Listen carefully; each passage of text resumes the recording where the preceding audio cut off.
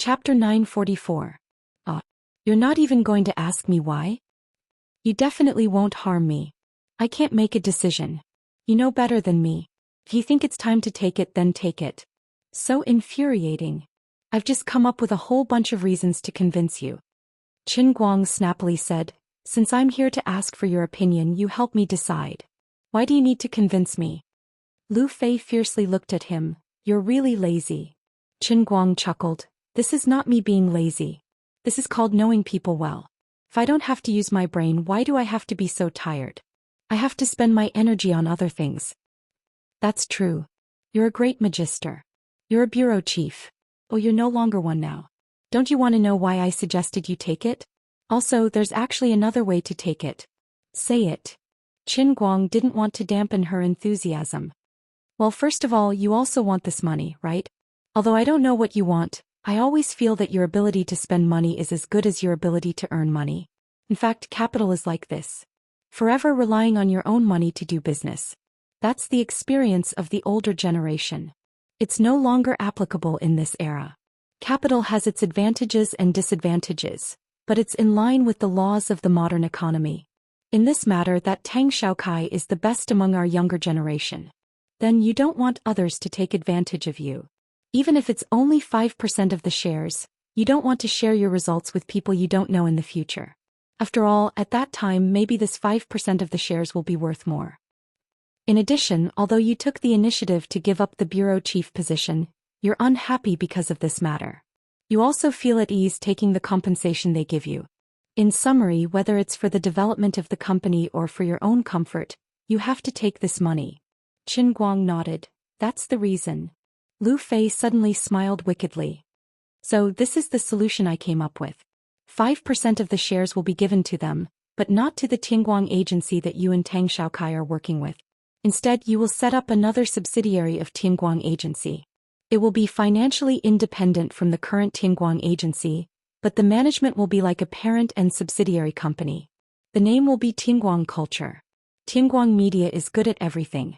On the one hand, if you let Rising Ocean Corporation invest in Tianguang brokerage, you'll be making money, and the company will have a large amount of cash flow. However, the 19% of shares that Tang Xiaokai occupies will appreciate too quickly and too easily. On the other hand, your foundation is Tianguang Agency. If you're unhappy in the future, you can turn Tianguang Culture or Tianguang Media into an empty shell. Tianguang Agency. Most people to say. Too ordinary. Ordinary. Not too. However, your situation is special. Tang Xiaokai will definitely not object. In fact, he doesn't care about the benefits of investing in you. As for Rising Sea, no matter how harsh your conditions are, it won't be a problem. Since he came to you, he must have accepted a mission.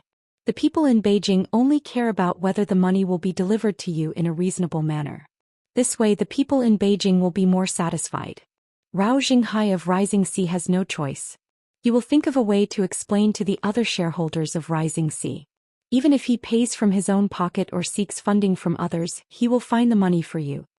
Qin Guang's eyes gradually brightened. He asked, can the parent company and the subsidiary company be completely financially independent? Lu Fei raised her eyebrows. Of course. They're both independent legal entities.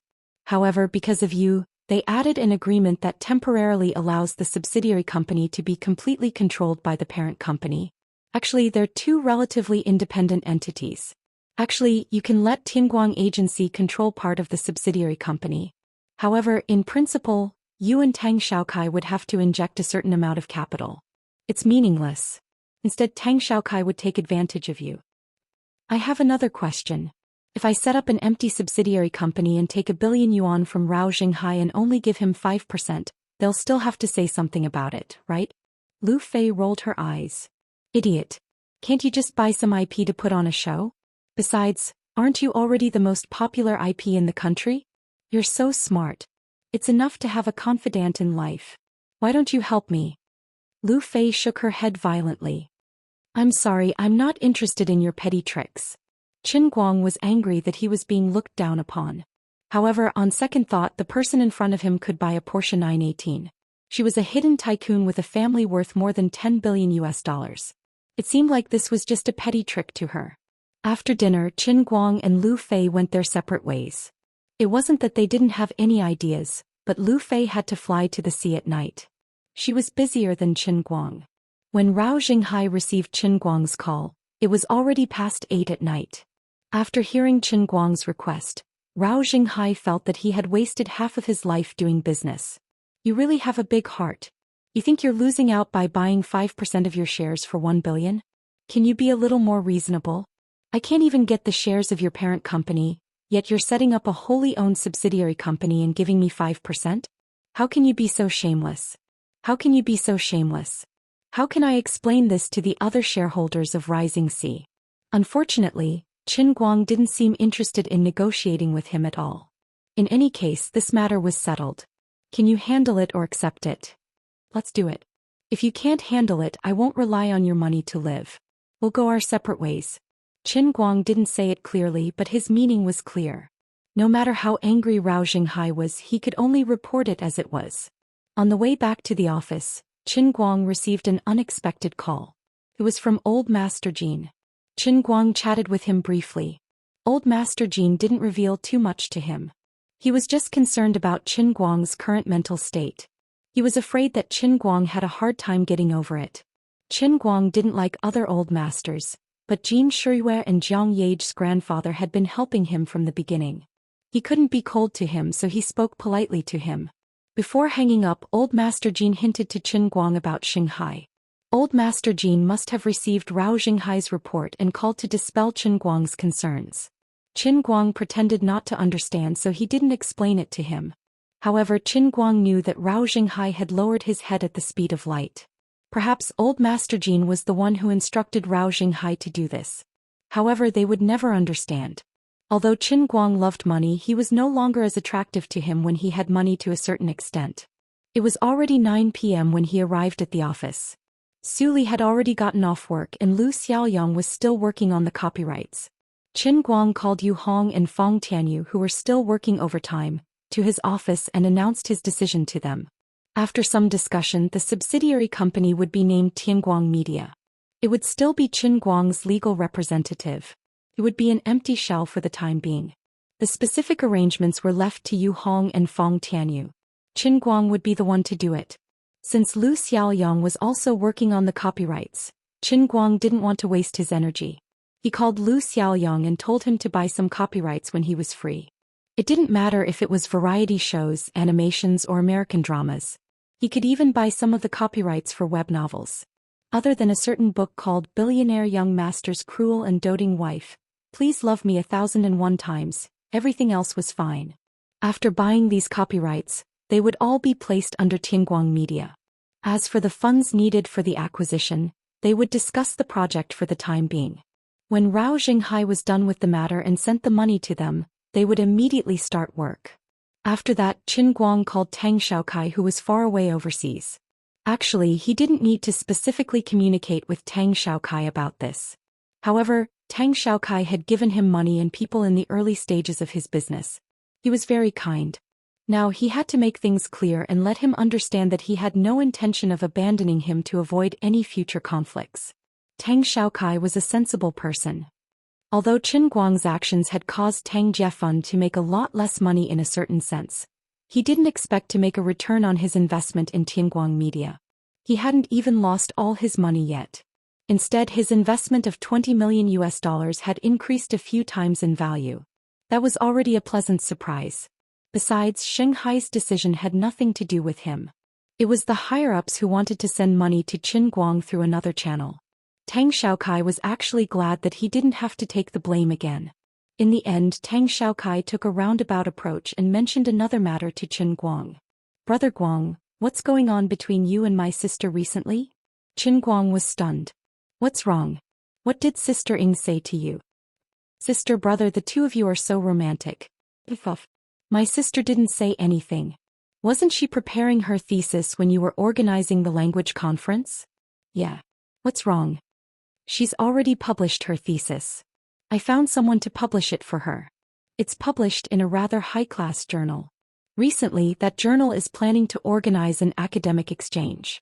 She didn't intend to come when they invited her, but she changed her mind on the day that the World Language Conference you organized ended.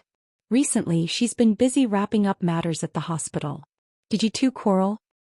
No. So what? Brother Guang, it's not that I want to criticize you, but don't be fooled by my sister's cheerful appearance. She hasn't been close to many guys since she was young. As her younger brother, I don't have the right to interfere in your affairs. But since the rice has been cooked, Brother Guang, you can't go back on your words.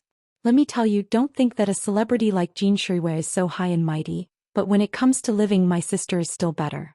Think about when you're sick. Qin Guang was stunned. The rice has been cooked? When did that happen? Why can't I remember? That's not right. There was a time when he and Tang Ying fell down together and Tang Xiaokai, who had just returned to China, bumped into them. Alright, Qin Guang thought about what happened on the plane with Tang Ying. It didn't seem that pure after all. To a certain extent he was right. As for why Tang Ying suddenly wanted to go to America after the World Language Conference, Qin Guang naturally understood. She was hiding and pretending to be an ostrich. Despicable. No wonder she didn't call me recently. Even when I'm going to squander again, she didn't make any moves. This sister wants to go back on her words after losing the bet. Shameless. She can even go back on her words. Qin Guang looked at his watch. It was 10 p.m. He wondered if Tang Ying was still on duty at the hospital. He decided to check on her first. He didn't really want her to honor her words. Even if she wants to write off her words, he has to agree first. It's not harmonious for her to break the contract unilaterally. Chapter 945. Actually, going to the hospital to look for Tang Ying at this time was a bit of a stroke of luck. But Qin Guang didn't expect that she would actually be blocked. Just as he walked up the stairs, he saw Tang Ying hurrying out of her office in a white coat.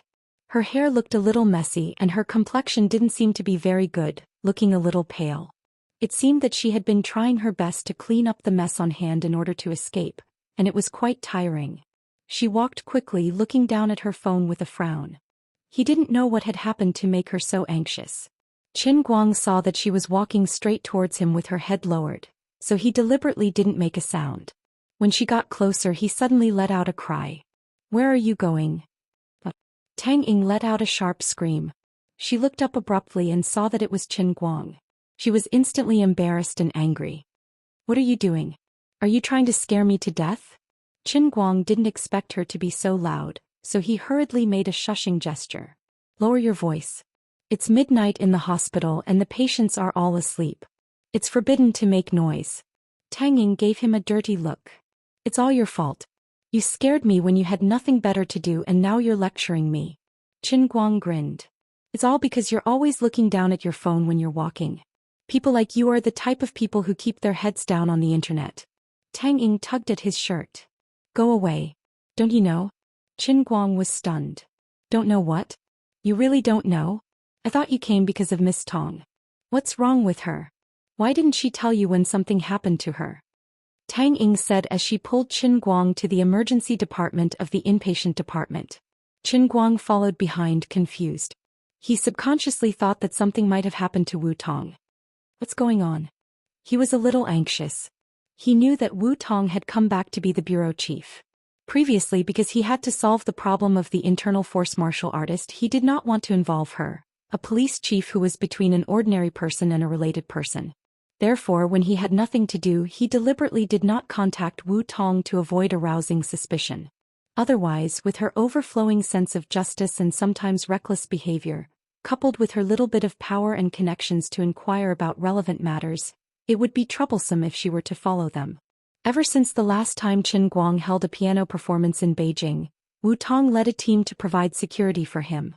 The two of them hadn't seen each other for a long time and they rarely even called each other. Wu Tong was well aware of this. She was helpless, but there was nothing she could do. Ever since Qin Guang became the director of the Guangdong General Administration, she had also inquired about a lot of information from Wu Shan. Gradually, Wu Shan told her that what Qin Guang was facing now was beyond the level of his qualifications as the head of the department. Things had become unimaginably troublesome. If ordinary people were to get involved, on the one hand they might encounter unimaginable dangers. On the other hand, it would also become a breakthrough point for others to threaten Qin Guang. It was precisely because she knew these things that Wu Tong deliberately kept a distance from Qin Guang on the surface. When she returned to Wujing to be the director, she simply told Qin Guang that she was back. It wasn't because she was afraid of danger. After all, being a police officer wasn't a safe job. She just didn't want to be a burden to Qin Guang, especially after she heard that he sent his family overseas. Thus, she was even more determined in her decision. Sometimes she would think that Qin Guang's growth was too fast. It was as if he was just an insignificant young man in school who still needed her protection. But in the blink of an eye, he ran a company and became the director. He suddenly rose to a height that was difficult for her to reach. The change was too fast and she was caught off guard. From time to time when she was busy with work, Wu Tong would think about what kind of existence she was to Qin Guang. What kind of role did she play in his heart? Did he not care about her? Of course not. When she was kidnapped by the World Destroyer, her life was hanging by a thread. At that time, Qin Guang was not strong at all. He descended from the sky with his bare hands and saved her from certain death. In this world, besides him, there was no other man who could do such a thing. At that time, the two of them had only met each other a few times. They were just friends who got along well with each other. There was even a small conflict between them. Although they claimed to be sister and brother, they were not related by blood. Wu Tong even put herself in Qin Guang's shoes. When faced with such a choice, she was afraid that she would not be as brave and fearless as he was. Therefore, he definitely cared about her. But in the end, no one was perfect. This bad brother of hers also had the bad habits that his peers should have. His heart was always wandering. Fortunately, she did not expect anything. She was older than him by 5 years. It was good that they maintained their current relationship and there was no pressure on them. Wu Tong actually vaguely knew about the destruction of the Shadow Alliance. She also knew about Qin Guang's recent movements and also knew about his resignation. These were all news that she heard from Wu Xian, who was close to the higher-ups and was the representative of the younger generation. Until now, Wu Tong had not taken the initiative to contact Qin Guang. On one hand, it was because she was busy with work. On the other hand, she knew that Qin Guang had a lot of things to do. But most importantly, she wanted to see when this heartless brat would think of her. Ever since she found out that Qin Guang had resigned, she had been counting the time every day. If this guy didn't call in another 3 days and insisted on contacting him, then he would be dead. In the end, she was unlucky. Originally, ever since she became the bureau chief, whether it was the people in the bureau or her father, Wu Shan, they were determined not to give her the opportunity to personally go to work. In order to find a chance to rush to the front line, Wu Tong had recently stopped driving to and from work. Instead, she took the subway. Even if she could only catch a thief, it would be enough to satisfy her craving. Today she bumped into one and was immediately overjoyed. Usually with her skills, it was too easy to deal with a thief. But today that guy seemed to be on steroids. After she found him at the subway station, he turned around and ran extremely fast. Even with Wu Tong's top-notch stamina among the male students in Shun's special training camp, she almost couldn't catch up. Later, when she was about to catch up, that guy turned around and threw the large-screen smartphone he had just stolen at her. Why did he emphasize the large screen? It was because the phone really hurt when it hit her shoulder. But after that guy threw the phone like a cannonball, he strangely fell to the ground, foaming at the mouth and twitching. Wu Tong still managed to handcuff him with one hand. She turned around and saw that the phone that hit her shoulder was completely deformed on the ground. Her collarbone was swollen and painful. Her collarbone was actually broken by the phone that was thrown at her so close. Wu Tong was extremely shocked. She was not an ordinary person. She was well-trained and proficient in fighting. Her bones were far harder than ordinary people. And who could easily break a person's collarbone with a phone? Who could throw a phone like a cannonball with so much force? You're not Qin Guang. Wu Tong struggled to call her colleagues in the bureau to send this guy to the hospital with her. But on the way to the hospital, that guy woke up and seemed to be fine. On the way, she actually wanted to call Qin Guang and tell him that she was injured today. But she finally endured it. Since she said that she would endure it, she couldn't easily admit defeat. Do you know? Your big sis is injured. Although I don't know why she didn't tell you about it. When you see her later, you can't tell her that you came to see me. No matter how you lie, you have to say that you found out about it and came to see her. Just treat it as a way to make her happy. Tang Ying led the way in front while whispering to Qin Guang. Qin Guang nodded. Yeah, I know. I'd like to see what kind of thief was able to break Sister Wu Tong's bones. Vaguely, he suddenly realized that Tang Ying's decision to run away might not be because she wanted to renege on the bet. But he didn't say it out loud. It was meaningless. History had taught him that it was useless to overthink things. As the saying goes, the boat will cross the bridge when it comes to it. That was the right path in life. The two walked side by side into the emergency surgery consultation room. Wu Tong, who was lying on the bed with a pale face, frowned and deep in thought, suddenly turned to look at the two of them. Her face suddenly blossomed into a smile. "Why are you here?" Tang Ying secretly rolled her eyes. She knew it would turn out like this. The two of them had obviously come in together, but this guy who only cared about the opposite sex completely ignored her. Qin Guang hesitated for a moment. Actually, he didn't want to lie. Just now To his surprise, Tang Ying, who was standing beside him, seemed to have seen through his thoughts and interrupted him. "I bumped into him on the way here. Your little brother sure is resourceful. He found out the moment you got into trouble." Since Tang Ying had already lied, Qin Guang couldn't just turn around and expose her in front of her face.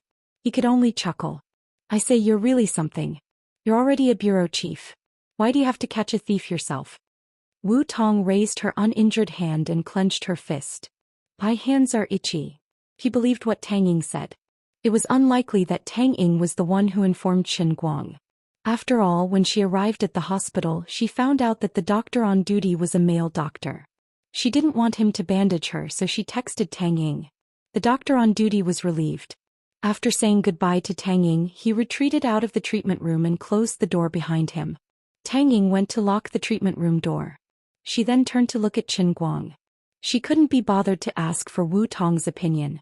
She simply said, "All right, you two can stop reminiscing. Miss Tong, take off your coat first. I'll check your injuries." She had bandaged Wu Tong's wounds many times since she was young. Sometimes she even felt that it was all thanks to Wu Tong that she fell in love with being a doctor. "Oh," Wu Tong gritted her teeth and started to take off her coat. She really didn't care about Qin Guang. She didn't think it was necessary at all. Qin Guang felt his heart ache when he saw Wu Tong's face turn red from the pain. He walked up to her and gently placed his fingers on her collarbone. He channeled some inner force into her body to suppress the pain a little. Wu Tong was stunned. She turned to look at him. "You've really become a martial arts master?" Qin Guang grunted. "The person in front of you is the current, oh no, the greatest martial arts master in history." "Pucky." Wu Tong rolled her eyes. With Tang Ying's help, she carefully took off her coat. She was only wearing a sky blue bra inside. Chapter 946. Hearing those words, Qin Guang's calm face froze with his hands trembling. He might be close to Wu Tong, but he had never taken advantage of her eyes in the past. Fortunately, his acting skills had reached perfection. Although his heart was pounding, he didn't show it on his face. Tang Ying sneaked a peek at Qin Guang's expression before focusing all her attention on Tang Ying. Wu Tong was actually quite shy, but her shoulder was hurting badly and it didn't seem like a big deal to let him take a look. As expected of an outstanding student from Shun's special training camp. Although Wu Tong's neck was blushing, her face was completely under control. But that wasn't the end. Tang Ying squinted her eyes and carefully examined Wu Tong's collarbone. She lifted her fingers and gently pulled open the strap of her bra. "All right, I need to fix the bandages on your upper body and take off your bra." Wu Tong glared at her. "Huh? What huh?" It wasn't the first time, so he was quick. "Forget it, Qin Guang, help me undo the strap." Qin Guang gulped down a mouthful of saliva and felt that he had done a great job as a nurse. Sister Wu Tong, I'll do it." Wu Tong's body stiffened and she snorted. All right. Be gentle." Qin Guang placed his finger on it and clumsily pulled it open bit by bit. With a click, it unlocked. "You're so slow. What haven't you two done before? Why are you pretending to be innocent?" Tang Ying impatiently pulled the sky blue bra away from the front and emphasized, "Lady Tong, don't move your hands around. Otherwise, your injuries will worsen. You're jumping around happily." "Lady Ying, shut up." Wu Tong couldn't hold it in anymore. She had seen Qin Guang's every move before, but now there was a third party around. It was a little too stimulating. Unknowingly, her skin gradually turned pink and she had goosebumps all over her body. After a long while, Wu Tong finally calmed down. Fortunately, her back was facing that guy and he couldn't see anything. "Wait, what is this? Damn it. What a scam." Wu Tong raised her head and looked at the mirror in front of her. as well as Qin Guang's shifty eyes that were staring at her chest through the mirror. I'm done for. I've been seen naked. Forget it, I'll just watch. I won't lose any meat anyway. Qin Guang's eyes widened. At first he had the same thought as Wu Tong that he could not see anything behind him. However, the mirror in the emergency room was a standard feature. It was hung on the wall so he could see it when he raised his head. Tang Ying, who had just returned from concocting the medicine, almost laughed out loud when she saw the two of them staring at each other dumbstruck. No one knew what was going through Tang Ying's mind. She subconsciously pushed Wu Tong's chest and turned to Qin Guang with a smirk. Are you dumbfounded? Wu Tong was agitated and screamed, don't mess around. Don't move. Don't move. I've applied some ointment for you. Qin Guang looked at the two trembling bunnies and thought to himself, the old man didn't learn that dart technique for nothing. My eyesight is really good. Those clear skin lines, that color, that tall and straight figure. Take it, take it. Tang Ying stopped fooling around and became obedient. She quickly applied the ointment for Wu Tong. At this moment Wu Tong's collarbone was red and swollen. Tang Ying's movements were also very careful. Although Wu Tong grimaced in pain from time to time, she forced herself to endure it. Since she was half naked she felt a little awkward, so she decided to say something to divert attention. She imitated Guan Gong's imposing manner of scraping bones to treat wounds and said casually, the thief we caught today is really strange. He looks so skinny but he's so strong. It's weird. A skinny man who could easily injure Wu Tong? Qin Guang's eyes were still staring at the mirror shamelessly, but his brows were slightly furrowed. He subconsciously thought that Wu Tong's words were related to inner force martial artists. But on second thought he felt that it was unlikely. The saying that the poor study while the rich practice martial arts was not groundless. Without some financial foundation, it was impossible to practice martial arts. Those who were able to practice martial arts were either from various sects or clans. Even if they weren't, they were at least from wealthy families. Almost no poor person would be able to practice martial arts without any financial foundation. But as long as they were successful, the worst they could do was at least at the level of Lu Chao's bodyguard, Tai Fanshu. For example, Xin Qin and Wu Miaowan's sects were small and incomparable to the 3 aristocratic families, the 8 major sects and the 27 sections. They belonged to the 4th tier of sects in Jianghu, but they never had to worry about money. It was impossible for someone who had to sneak around on the subway to possess inner force. At present, almost all inner force martial artists had been registered in the headquarters, so there were very few who were wandering outside. Most of them were senior experts who had been living in seclusion for years, so it was even more impossible for them to be thieves. Qin Guang couldn't help but be curious. What kind of person was he? He asked, where is he now? Wu Tong said, he went to the hospital for a simple examination and found that there was nothing wrong with him. He has been sent to the detention center. Then I'll go meet him and see what kind of person he is. Save it. You've already caught him. Are you going to beat him up? Wouldn't that be lynching? Don't worry. Stealing and assaulting a police officer are enough to make him suffer. You'd better not interfere with my work. With your bad temper you can make small things into big things. Wu Tong immediately rejected Qin Guang's proposal. Seeing that she insisted, Qin Guang didn't say anything else. He secretly laughed at himself. He had just thrown away the title of the director of the Guangding headquarters, but he still hadn't completely adjusted his mentality. He was subconsciously worried about the country and the people. Letting out a sigh, Qin Guang replied, all right, I'll listen to you, but you have to be careful. It's easy for you to make enemies out of your position, so you have to tell me if anything happens. I'm not bragging, but I'm really powerful now. I can fight 100 people in minutes. Hey, don't worry. I won't be stubborn. On the other side, Tang Ying deftly fixed Wu Tong's bandages and splints. Then she clapped her hands. Done. You're also an old patient. You know you have to move your hands less. Eat more vegetables, eggs and meat. I won't emphasize it to you. Come to me tomorrow and the day after I'll change your dressing. Although her real profession wasn't orthopedics, her skills were extremely high. The triangular bandages were quite exquisite. Next to her, Qin Guang asked, I don't need to be hospitalized? He pretended to ask as he continued to glance at the mirror. Sigh, there's nothing to see. Her upper body was tightly bound by bandages and splints. Her upper body was tightly wrapped and airtight. Wu Tong waved her hand indifferently. Why would I need to be hospitalized for such a small injury? I'll be fine in a few days. She wasn't being stubborn. When she was studying and training in the police academy, she had fallen from a platform several meters high. Her fall was much worse than this one, but it didn't take long for her to recover. Her bone healing ability was far stronger than the average person's. This was probably the real secret behind her strong close combat ability despite being a woman. It was a natural gift. Qin Guang turned to look at Tang Ying. He seemed to want to say something, but in the end he didn't bring it up. Instead he said to Wu Tong, "You can't drive now. Why don't I send you home?" Wu Tong nodded. "Okay, then we'll go back now.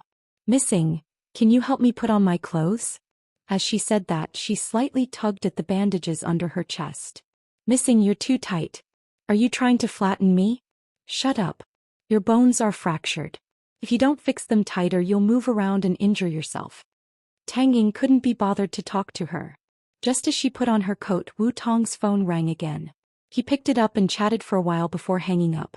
She looked at Qin Guang dejectedly. "I forget it. Qin Guang, you can go back by yourself. My dad said he's coming to pick me up." After saying that, she seemed to be afraid that Wu Shan would bump into Qin Guang. She got up and hurried to the door. As soon as she opened the door, Wu Shan's voice came from outside. "I told you to be more obedient, but you wouldn't listen. Now you're hurt, right? Happy now?" Wu Shan scolded Wu Tong. "None of your business. Aren't you the same? You're hurt less, aren't you? Why are you like this again?" All right. I got it. I'll be more careful next time. Go. I'll go say thank you to Tang Ying." Tang Ying has already returned to her office. She's very busy. She doesn't have time to wait for you to say thank you. Besides, there's no need for thanks between us sisters. Go. As Wu Tong and Wu Shan's voices faded away, Qin Guang was left in a daze as he had no idea what was going on. Qin Guang turned to look at Tang Ying. "What's going on? It seems like Sister Wu Tong is asking me to avoid talking to Uncle Wu Shan." Tang Ying's eyes flickered slightly, but seeing that she couldn't avoid it, she sighed. "He told me about it yesterday. Isn't it because of you? What's wrong? You used to work in a very special department, right?" Qin Guang nodded. "Yes, very special." "What's her name?" Tang Ying's curiosity was suddenly piqued. "I asked her, but she wouldn't tell me. She only said that the confidentiality level is very high. According to the rules, she doesn't even have the right to know. She tells me it's against the rules. There's nothing that can't be said here. It's up to me whether or not I can keep it a secret." But, light swollen chrysanthemum? Qin Guang knew it would be like this. Wrong. What nonsense are you thinking about? Light as in radiance, calm as in sea stabilizing needle?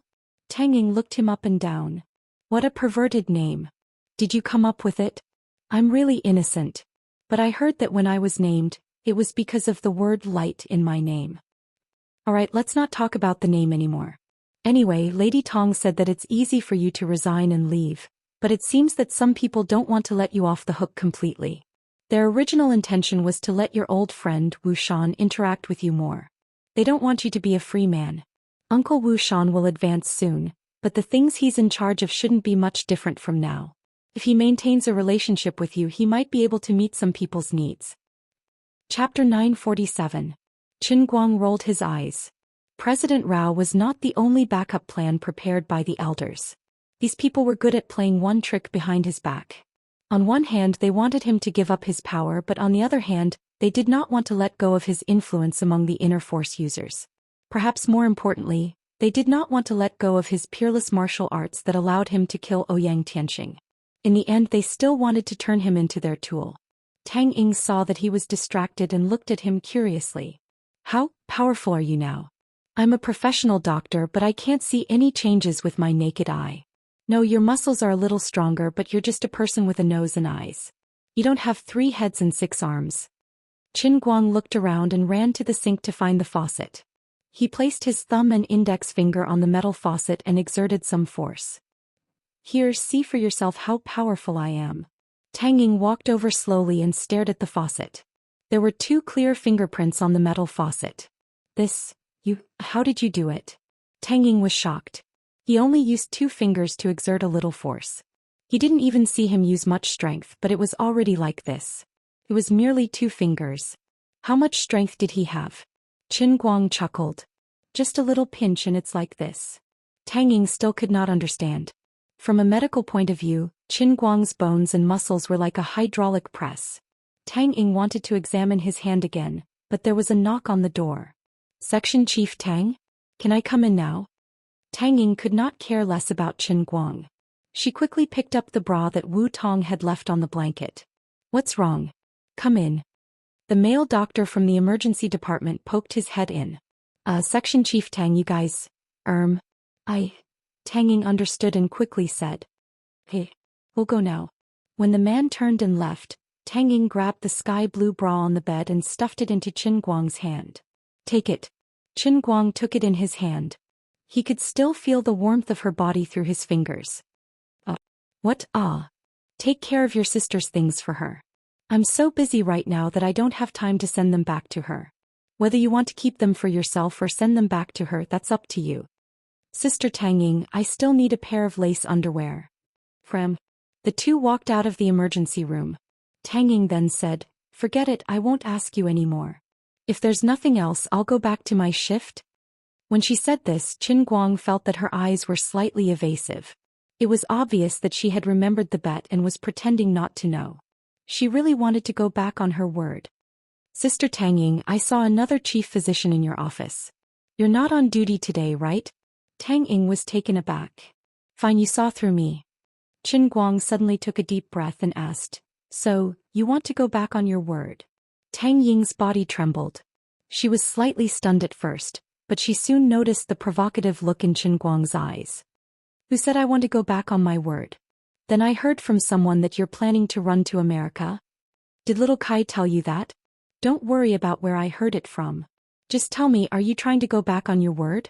If you really want to go back on your word, then just say it. I won't say another word. I've always been a reasonable person. But I'll never bet with you again. Say this is a game of luck. Go. I Tang Ying always mean what I say. I never go back on my word. Last time even, I was on the plane because of you. Then why do you suddenly want to go to America? Don't tell me you think I'm afraid I'll let Miss Tong down, so I'm purposely avoiding you? Unexpectedly, Tang Ying took the initiative to say this. Isn't that so? This time it was Qin Guang's turn to be at a loss. Tang Ying smiled disdainfully. Are you kidding me? If I really thought that way, I would have ignored you a long time ago. I know your sister Wu Tong's thoughts better than anyone else. I can guarantee you that she doesn't mind at all. Back then when we were watching porn together we even… Anyway, this has nothing to do with her. Qin Guang's eyes lit up. What's going on between the two of you? Get lost. Are you going to listen to my explanation? Tang Ying composed herself and sighed. To tell you the truth, I've been back in China for more than half a year. I've met many patients and finished my thesis. But recently, I've encountered some unpleasant issues when publishing my thesis. I had to ask little Kai for help to resolve them. Let's not talk about these trivial matters. Anyway, I'm a little disappointed with the state of research in China. I feel that staying in the hospital is a little boring. I plan to take this opportunity to visit my alma mater. If it's possible, I'd like Moorlands and Gokyo University's medical department to jointly set up a research institute. I'm just going to switch from clinical to scientific research. If I'm just going to be a clinical doctor for the rest of my life, I won't be able to save many people. Only by switching to scientific research and making some achievements in academia can I realize my ambition. In the past half a year, I've pretty much figured out the situation in China. It's time to take the next step. Nobel Prize in Medicine? Qin Guang narrowed his eyes and looked at her. He had intended to tease her, but unexpectedly Tang Ying raised her eyebrows. That's right. This is my lifelong pursuit. For this, I can stay single for the rest of my life, just like your sister Wu Tong, who swore to catch all the criminals in the world. The two of you are really good friends. Tang Ying covered her mouth and laughed. You can call it birds of a feather. Qin Guang also laughed. He finally understood the real situation in Tang Ying and Wu Tong's hearts, and he felt a lot more relieved. He and Tang Ying had known each other for a long time. If this kind of words came out of someone else's mouth, it might seem a little ridiculous. However, the person who said this was the youngest doctor in the famous Moorlands Medical College in the past 20 years. And she was already famous both domestically and abroad at such a young age. Qin Guang knew that she was serious. When she said these words in a seemingly joking tone, her eyes flashed with the brilliance of incomparable determination. People will always be great because of their dreams. Moreover, Tang Ying's seemingly unreachable dream was great in itself. Qin Guang's slightly out-of-control desire from taking advantage of Wu Tong's eyes in the mirror had unknowingly dissipated a lot. Okay, I understand, but I don't know how I can help you. If you need anything, just let me know. It was a pity that Tang Ying was not short of money. Otherwise, Qin Guang felt that if she wanted to set up a research institute, he would be able to sponsor some of it. However, when he thought about her rich younger brother and her family's assets, there was no need for him to help. Okay, thank you for your kindness. Qin Guang hesitated for a moment. Then, about the bet, forget it. Just pretend I never mentioned it. Seeing how Tang Ying was obsessed with knowledge and had lofty ambitions, Qin Guang felt ashamed of his inferiority. Her brilliance made him seem like a vile person. Really? Tang Ying tilted her head and looked straight at him. Qin Guang nodded reluctantly. Really? You won't regret it? No. Come on. Looking at your aggrieved face, even I feel sorry for you. Don't look down on me. Although I plan to stay single for the rest of my life, I don't reject men. I am also a normal woman. What do you mean? Tang Ying smiled meaningfully. You know what I mean. Qin Guang's eyes widened. He roughly understood what Tang Ying meant. What did the old man have to deserve? Okay, it's just that I've been too busy recently. Otherwise, I would have fulfilled my promise for you tonight. Anyway, I'm telling you, you don't have to worry. Sigh, poor me, I only know how to deal with books and patience all day. It's not easy to meet a young man that I like. You're not bad, and a lot of things have happened with you on and off. What's that saying again? Boiling a frog in warm water. Yes, I don't know if you're a frog or warm water. Anyway, we'll get to know each other sooner or later, at least until I meet a man who is more reliable and interesting than you. Do you have confidence in yourself? Qin Guang really didn't know how to answer her. It didn't seem right to say that he had confidence in himself.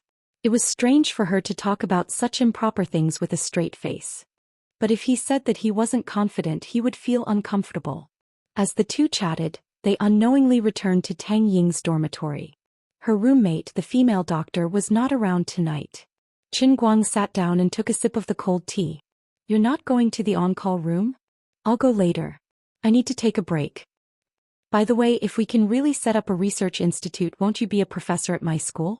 Tang Ying nodded. That's right. Say hello to your teacher. Go, go, go. You want to be the director of the research institute? Aha. That's amazing. Sigh, it's a pity that I don't know how I can help you. I only have money now, but you don't lack it. Qin Guang brought up the past again and sighed. At this moment he really didn't have any other thoughts in his mind. Unexpectedly, after listening to his words, Tang Ying's eyes gradually brightened as she looked at him. Qin Guang felt goosebumps under her gaze. What are you thinking about? Tang Ying suddenly straightened up and approached him. You really want to help me? Other than that kind of thing? Qin Guang nodded blankly. Of course, don't think that I only have that one function. That's right. In my eyes, you have other functions. What are you trying to say? I also know that there are some talented people in this world who can practice a kind of qigong called internal force. You said that you're already the first in history. You're not bragging, are you? Qin Guang nodded. I'm not bragging. I'm telling the truth. Then does this mean that your talent in practicing internal force is countless times greater than that of ordinary people? Qin Guang nodded shamelessly. That's right. My talent is extraordinary. It's rare to see one in 1,000 years. You've shown me your ability in that area before. You even broke the wooden plank. I also know that you participated in the arm wrestling competition in Detroit. Just now you used 2 fingers to flatten the iron pipe. I didn't deliberately think about it before, but now I want to know. How is it that your hand doesn't look particularly strong, but it can completely suppress those monstrous men in arm wrestling? Why is the strength in your hand so great? Qin Guang gradually began to panic. So, be my lab rat. Your body must be different from an ordinary person's. I even suspect that compared to ordinary people, you're superior from the genetic level. If you really want to help me, let me study you. The more Tang Ying spoke, the brighter the light in her eyes became. Step by step she approached Qin Guang, forcing him to retreat into a corner. Her eyes were like those of a hungry wolf that had spotted its prey. They were even brighter than the LED lights on the roof. You want to slice me up? Qin Guang swallowed his saliva, his intestines turning green with regret. Chapter 948. His brain must have short-circuited. How could he not have thought of this? Perhaps there were at least tens of millions of people who wanted to study him. The number of people in official scientific research institutions could probably form a line from the East Gate to the West Gate of the 5 capitals. It was only because of his identity in the past as well as the tragedy of Su Lixing, who had a high position in the academic world, and perhaps some old man's obstruction, that such a thing had not happened to him so far. But Tang Ying was different. The most important thing was that they were very familiar with each other, and their relationship was not ordinary. Others did not dare to mention it, but she could. If someone else came to mention it, he could simply kick them away, but he could not do this to Tang Ying. She might have thought of this briefly in the past, but at that time she was still focused on clinical work and did not think of changing to scientific research. On the other hand, she did not expose this matter, and she did not show too much of an unusual side. Now she had finally discovered it. She had also reacted. Not only was she stronger than ordinary people, but she was also stronger than the internal force martial artists who were already beyond ordinary people. This was terrible. She did not know how to make friends. What nonsense are you thinking about? How could I bear to cut you up? It's not like I'm a fool to do such a thing. Then what do you want? Just give me a sample of your body regularly. Stab me every once in a while. Do you have to be so hardcore? Nonsense. Some things are more convenient to extract genes than muscles. It's not that uncomfortable, and it will be over with a close eye. Don't say it so lightly, right? With my many years of experience, even if I can only decipher the mystery of your genes that are superior to ordinary people's, it is enough to let human evolution to a new level. I even feel that you represent another stage in the evolution of mankind. Admit it, didn't you already know? I remember you once told me about God. You already had this feeling at that time, right? But from a scientific perspective, the so-called God actually refers to another type of person who is more powerful than ordinary people, like our country's legendary figures like Fuxi, Xianyuan, and Qiyu. You don't seem to care about what I think at all. The more Qin Guang listened, the more shocked he became.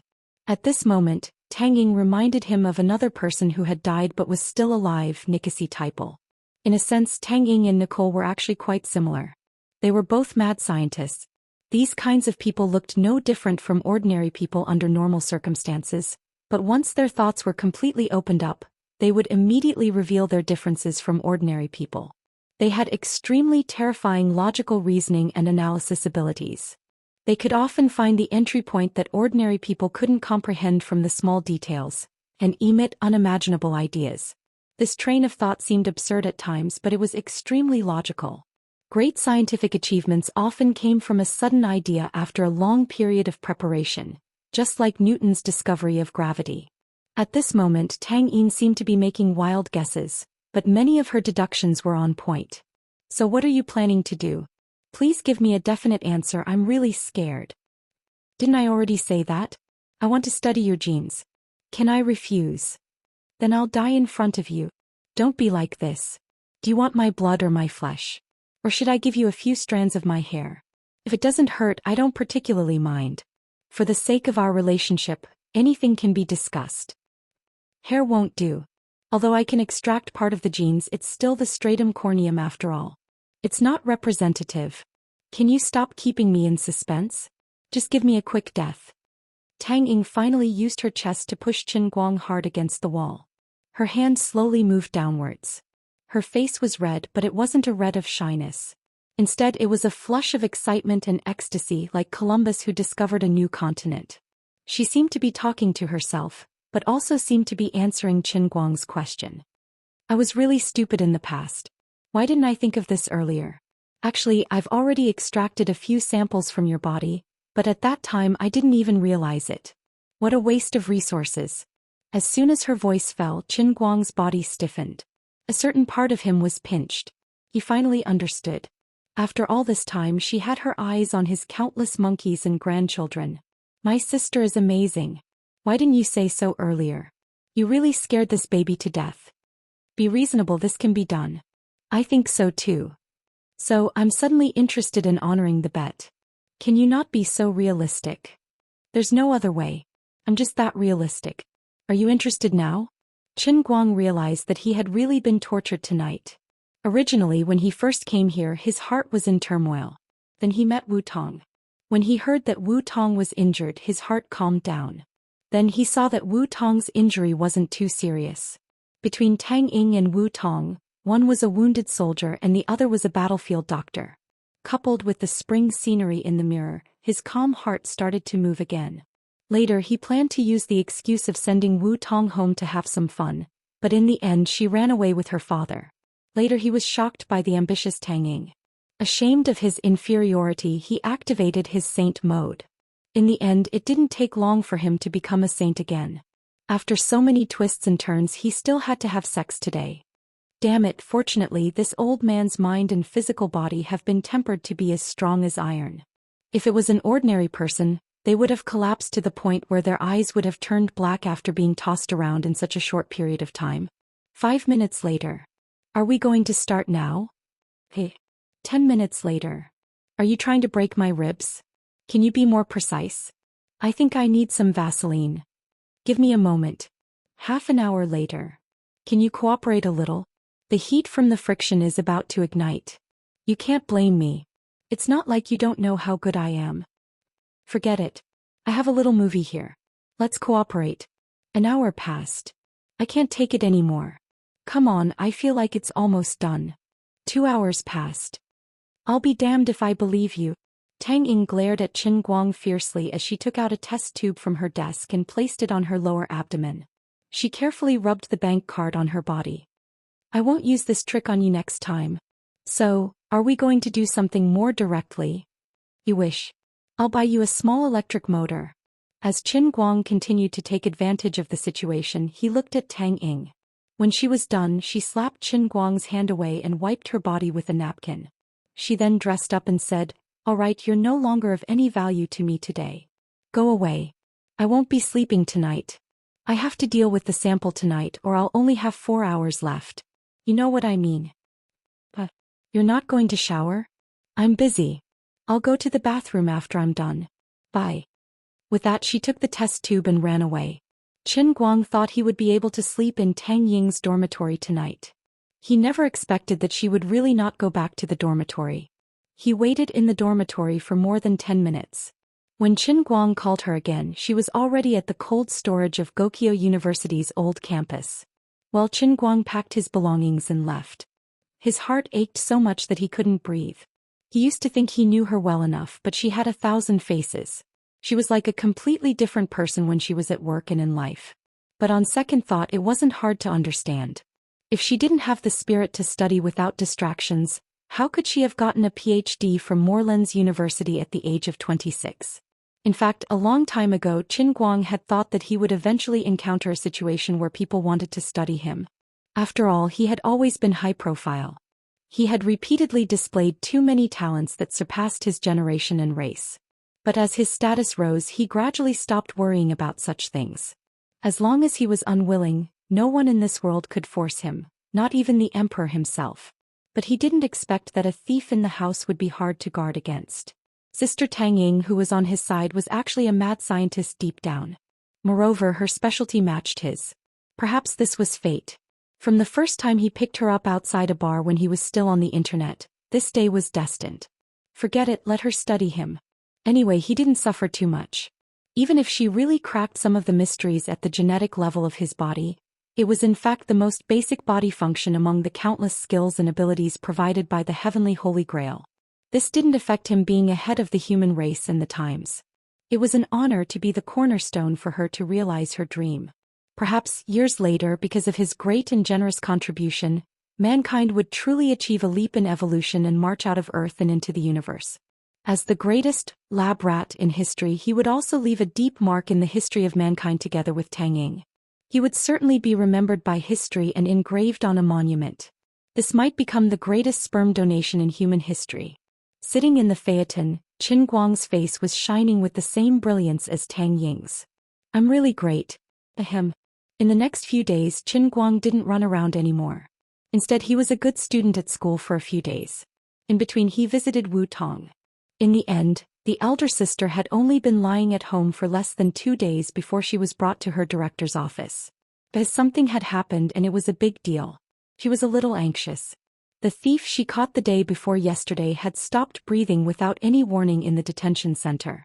Although the whole process of the case had been recorded, which was enough to prove the innocence of the branch office, there was still some negative impact after all.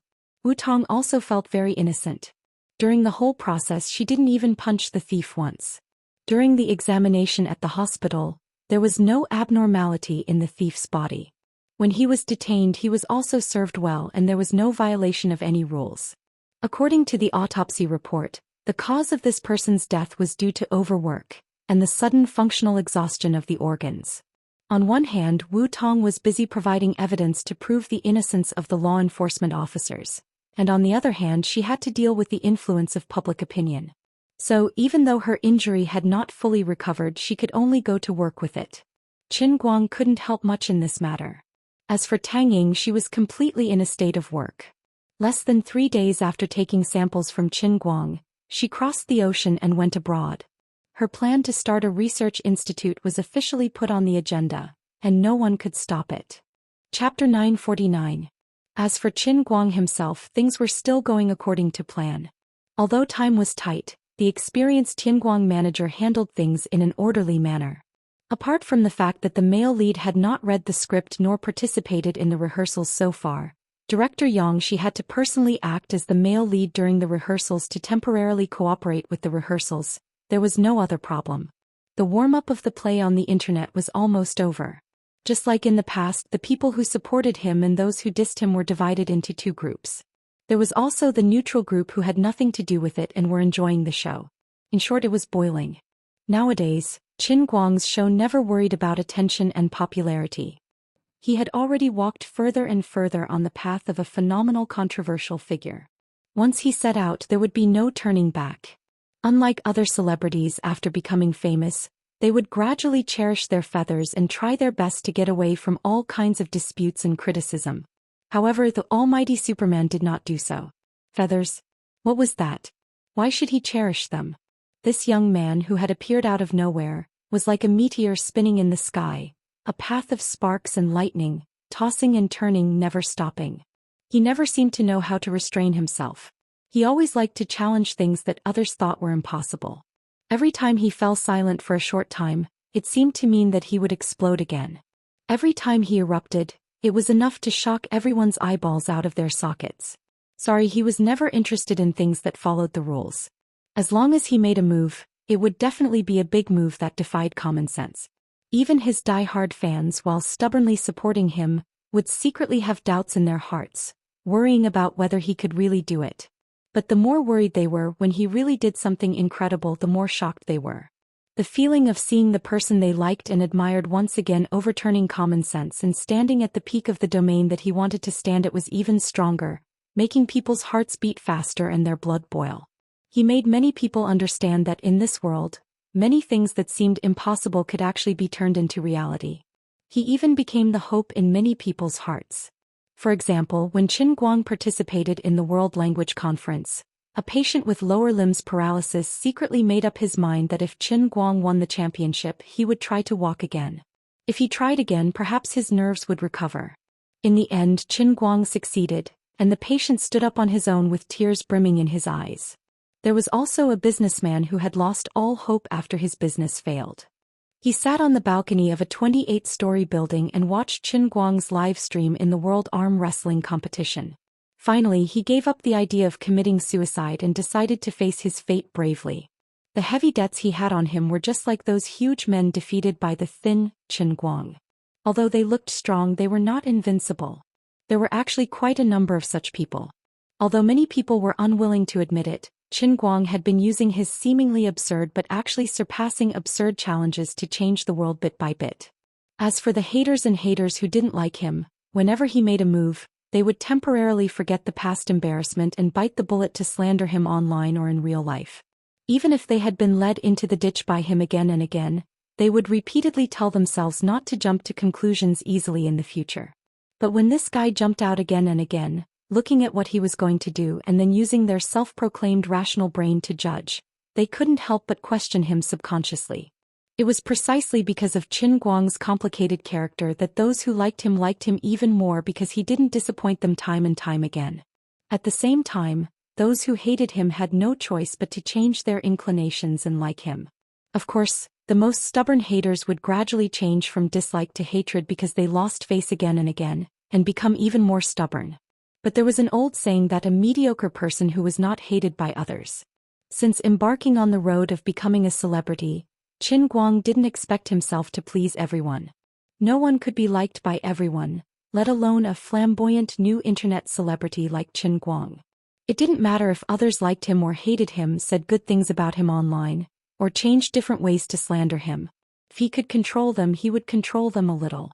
If he couldn't, he just let them be. Anyway, it was all about popularity. Being controversial was a torture and test for ordinary people, but for him who had long been trained to have a big heart and strong nerves, it could save him a lot of investment in publicity. Because of this, although there wasn't much investment in publicity for this play, it still caused quite a stir. In particular, some rumors came from some places which made this matter even more mysterious. It was said that the male lead Qin Guang hadn't been seen in several rehearsals. Instead, the young director Xianxia had rehearsed in place of him. When the other leading actors raised doubts, Xianxia, who had a good reputation in the industry, not only didn't grab his male lead back, but he also told the others not to ask too much and not to worry needlessly. No one knew how much money Xianxia had received from Qin Guang. He actually didn't care about his face and reputation. It was estimated that he could at least buy a suite in Yanjing Second Ring Road. If you, Qin Guang, are really busy, then we can just forget about it.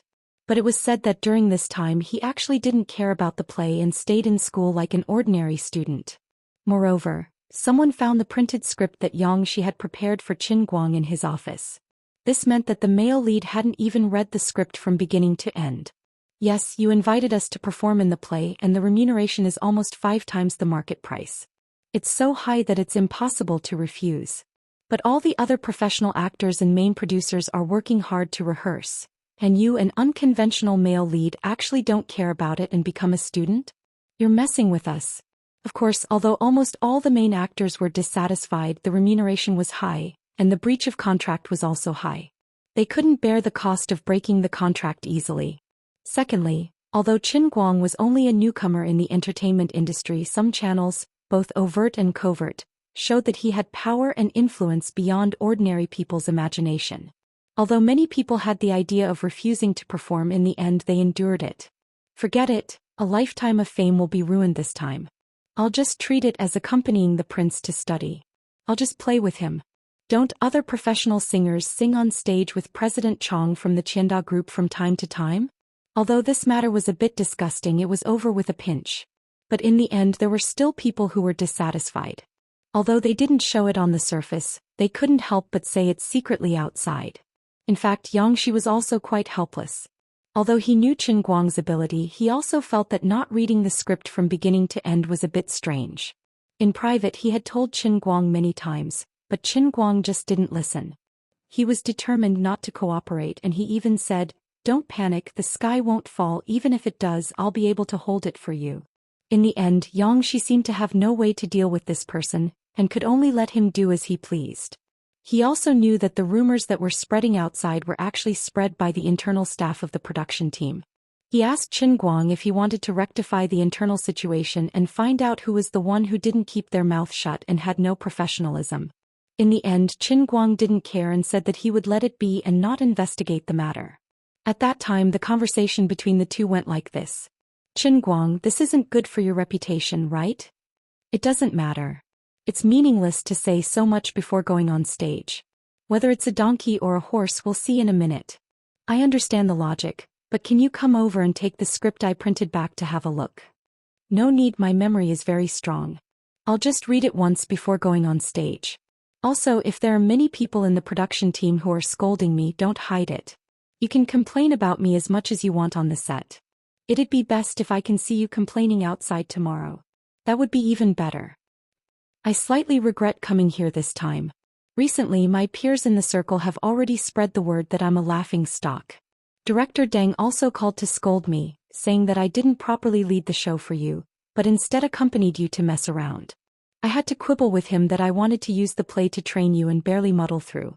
However, he was worried that if the show failed it would cause your reputation to explode. At that time the box office might also be affected. Okay, Brother Yang, let me ask you one thing. Do you trust my acting skills? If I go on stage, do you think I'll mess up? On the other side of the phone, Xianxia pondered for a moment. In his mind, he recalled the former boxing champion Ali, and said, as long as you can remember your lines, there won't be a problem. That's it. I have to go to class. Let's talk later. I'm hanging up. This was the longest conversation the two had ever had over the phone about the play. As a result, from that day onwards, the grapevine began to spread even more news. The play director Yang Shi, who had been helping the male lead Qin Guang, finally exploded. He flew into a rage on the set, smashed the script, smashed the phone, and kicked the table. Qin Guang asked him to complain a little, but Yang Shi forced himself to add scenes. He was also a little cautious. If he really messed up, others could at least see that he tried to save something. However, he couldn't stand that Master Qin Guang was too difficult to please. Brother Guang, we're friends, but you have to leave me a way out. Not to mention Yang Shi's acting was very effective. Young director Yang Shi lost his temper. I've never seen such an absurd actor. All main creators pay 5 times the price. Nouveau riche Qin Guang's artistic path. Shameless internet celebrity digs into the classic tarnishing art with money. The male lead of Thunderstorm, who doesn't rehearse or read the script. He has lost his bottom line to hype up. Famous director. If Qin Guang messes up Thunderstorm, I will call on the famous directors in the industry to boycott him. Internet celebrity nouveau riche, surpassing the existence of young male idols. Similar news spread like wildfire on the internet, like an unrestrained zebra. Chapter 950. This time, it's different from the past when Qin Guang was being protected by the old men in the dark. But it's different now. He had resigned and was no longer the director of the Guangdong General Administration. He had also clearly expressed that he had no interest in the officialdom. The elders had dealt with the father and son of the Chao family as he wished, and Chao Jingming had even become a deranged person. However, because of this, the two sides had become estranged and he seemed extremely unruly and difficult to control. His integrity and stubbornness were a double-edged sword. It made people not need to be too wary of him, but at the same time they could not put too much hope in him. When he said those words in the conference room, the disdain in his words, the contempt in his eyes, and the sympathy and disdain he had for those who were deeply mired in the mire, the old men could see it clearly and understand his attitude. Just as he said he would never become the same kind of person as them. His words made many elders angry. They felt that they had been humiliated, but everyone also knew that in a certain sense, Qin Guang's choice was also reasonable. These people had heavy responsibilities. For so many years they had had a bright and dark past. They had carried this bloated and huge country on their shoulders. Perhaps because of some selfish family interests, it was not easy for them to stagger through the swamp to this day. Although they were now in high positions, they were not happy. Many of them even had a past that they were not willing to face. This was a precious life experience, but it was inevitable that it was painful. Although no one regretted it because they did not think that others could do better than them, the blood on their hands and the promises they had broken in their hearts were all responsibilities that had to be borne to reach this position. They felt that they might not be great, but looking at the current situation in Wuxia, they did not disgrace the ideals in their hearts. Although society was still unfair and many people felt that the moon in foreign countries was especially round, in the end, it was almost to the point where everyone had clothes to wear and food to eat. Although many things and people had not been honorable enough, their conscience was clear. However, they could not deny Qin Guang's choice. It might be a better and brighter path. Compared to her, Qin Guang lived a more open life. He didn't have to hide so much filth in his heart. Perhaps if time could be reversed and they were given a second chance to choose when they were young, they might be more willing to live like Qin Guang.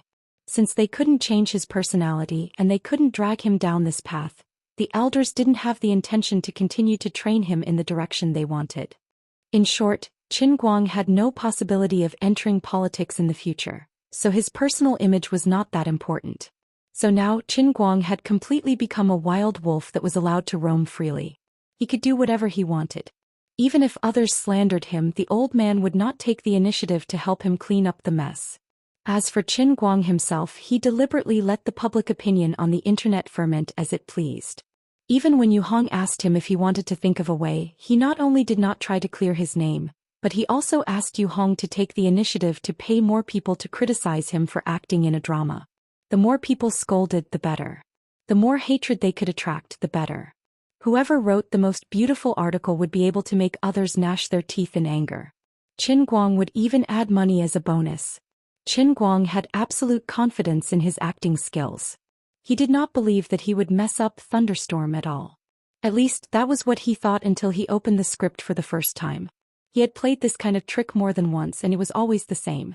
He first suppressed it, then raised it. Now the more people criticized him, the more waves he would cause. On the other side, Tianguang Media was almost done by Yu Hong. The official registration was successful, and Lu Xiaoyang's acquisition of the IP was also in progress. Rao Xinghai, who was prepared to spend a lot of money, was having a headache, but the financing was still going well. In about a month's time, the newly registered Tianguang Media's financing and acquisition of shares would be officially unveiled. Time passed by unknowingly. It was already the end of the second week. At 7 o'clock that night, the drama was about to officially go on stage. Qin Guang, the male lead, finally arrived at the theater 4 hours earlier than usual. Other than Yang Shi, the other main cast members were basically in a state of explosion. "You're finally willing to come here. We almost thought that the male lead was the director himself. But there were only 4 hours left before the performance. What's the use of coming now? You might as well not come at all and just let director Yang do it himself. At least he can complete the whole scene." Yang Shi braced himself and brought Qin Guang in front of the main cast members. He felt like he was about to be ignited by the questioning gazes below. "Well, let me introduce everyone. This is the manager of Tianguang Media, Mr. Qin, also known as the almighty superhuman Qin Guang." Yang Shi swallowed his saliva, feeling quite stifled. "You guys might not believe it, but I'm going on stage in 4 hours. How can I still be so calm and introduce the male lead to the other main cast members?" Qin Guang waved his hand calmly and chuckled. "Hi everyone. I'm the main cast member of Thunderstorm, Qin Guang." The other 20 to 30 main cast members below the stage replied weakly, "Hello, Mr. Qin." Everyone called him Mr. Qin and no one called him by his name. It looked like they were respecting him, but in fact it was because no one really treated him as an actor. "You say you're the main cast, Qin Guang, but in our eyes, you're just a rich and capricious boss, Mr. Qin." Qin Guang was well aware of this, but he wasn't bothered by it. Looking at his watch, he said, "It's 3 p.m. right now and there's only 4 hours left until the stage. Everyone make your preparations. I have high hopes for this play." The moment he said that, everyone was stunned. "You have the cheek to say that? You have high hopes for this play? You have high hopes that you've never attended rehearsals or read the script. You also know that there are only 4 hours left, but you still forced yourself to come. You still have the cheek to lecture us? If it wasn't for your irresistible offer of 5 times the salary, we would have spat on you a long time ago. I've never seen such a shameless person." Finally, someone couldn't take it anymore. A young actress with delicate features, dressed in a plain-made costume, coughed violently and said, "Mr. Qin, I want to ask you a question." The moment she said that, the other actors' expressions changed. They knew she was going to make things difficult for them. Those who were unfamiliar with her didn't say a word and just waited to watch the show. Those who were close to her gave her looks, telling her not to stir up trouble at this time and not to cause trouble for herself. She had already held her nose for so long, she couldn't still wet the bed in the morning. Another middle-aged actress who was close to her, Yin Fei, who played the important role of Fan Yi, immediately tugged at her clothes and said, "Xiao Lu, don't mess around. Have you forgotten what I told you last night?" Shi Lu turned around and glanced at Yin Fei. "Sister Yin Fei, I understand, but I just can't take this lying down." "Sai Yu," Yin Fei didn't know what to say. Last night, when the two of them finished rehearsals and went out for supper, Shi Lu was full of complaints about Qin Guang and even wanted to give up the chance to perform. At that time, Yin Fei tried to persuade her. Although the male lead was very unreliable, a normal play wouldn't be able to achieve the impact of Thunderstorm. There were countless eyes all over the country waiting for it.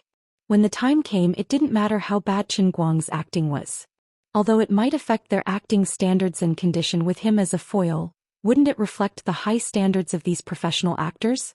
I know you don't need money and don't care about his 5 times salary and compensation.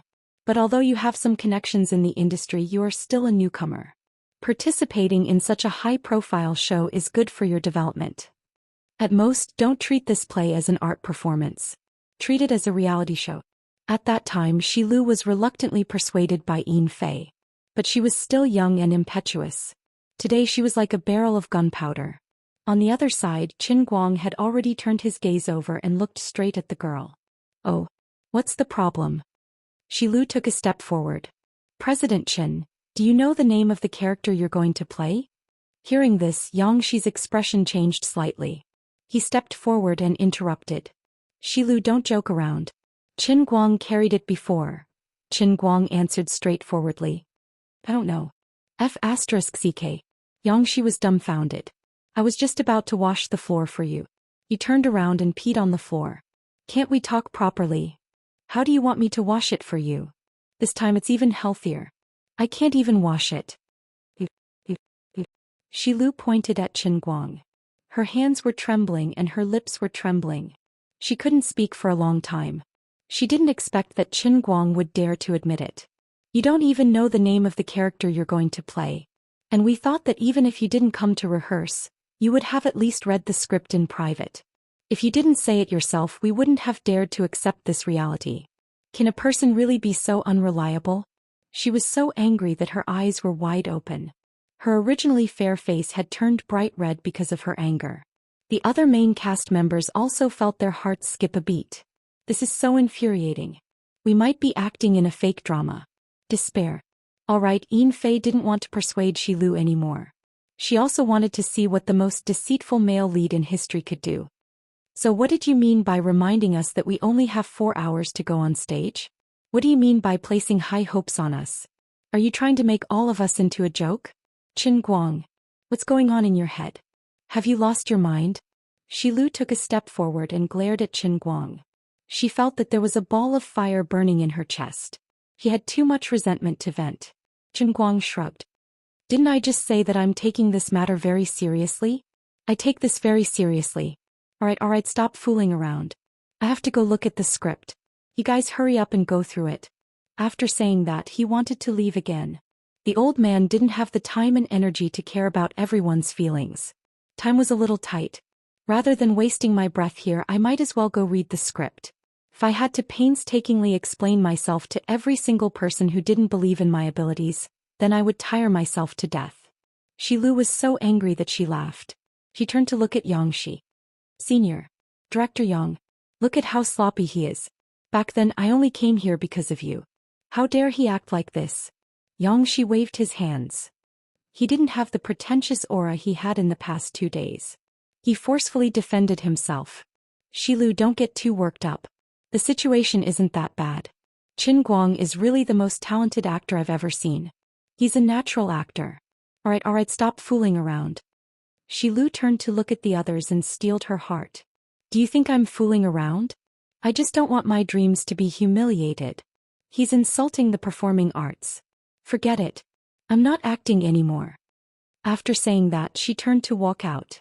After taking 2 steps, Yin Fei hurriedly pulled her back. Shilu turned back to look at Qin Guang. She gritted her teeth. Isn't it just a penalty fee? Others might be afraid of you, Qin Guang, but I'm not. I used to have some hope in you, but now I feel like a joke. Goodbye. Shilu broke free from Yin Fei's grip and walked out. Xiaolu, don't be like this. Yin Fei still wanted to stop her. Shilu struggled a bit more and finally managed to escape. It was less than 4 hours before she went on stage. One of the female leads, Shilu, wanted to stop acting. Chapter 951. The other veteran actor, Hu Delin, who played the role of Zhou Xian, also looked at Xianxi with a bitter face, then turned to chase after Shilu. Hu Delin and Xianxi were good friends. Previously, Xianxi knew that Shilu had a bad temper, so he asked Hu Delin to help mediate. On the other hand, Hu Delin had a good relationship with Shilu's uncle, the famous director Xianxia. Before coming here, Xianxia had asked him to help take care of his stubborn but talented niece, so Hu Delin couldn't turn a blind eye to her. That was how it was in the entertainment circle.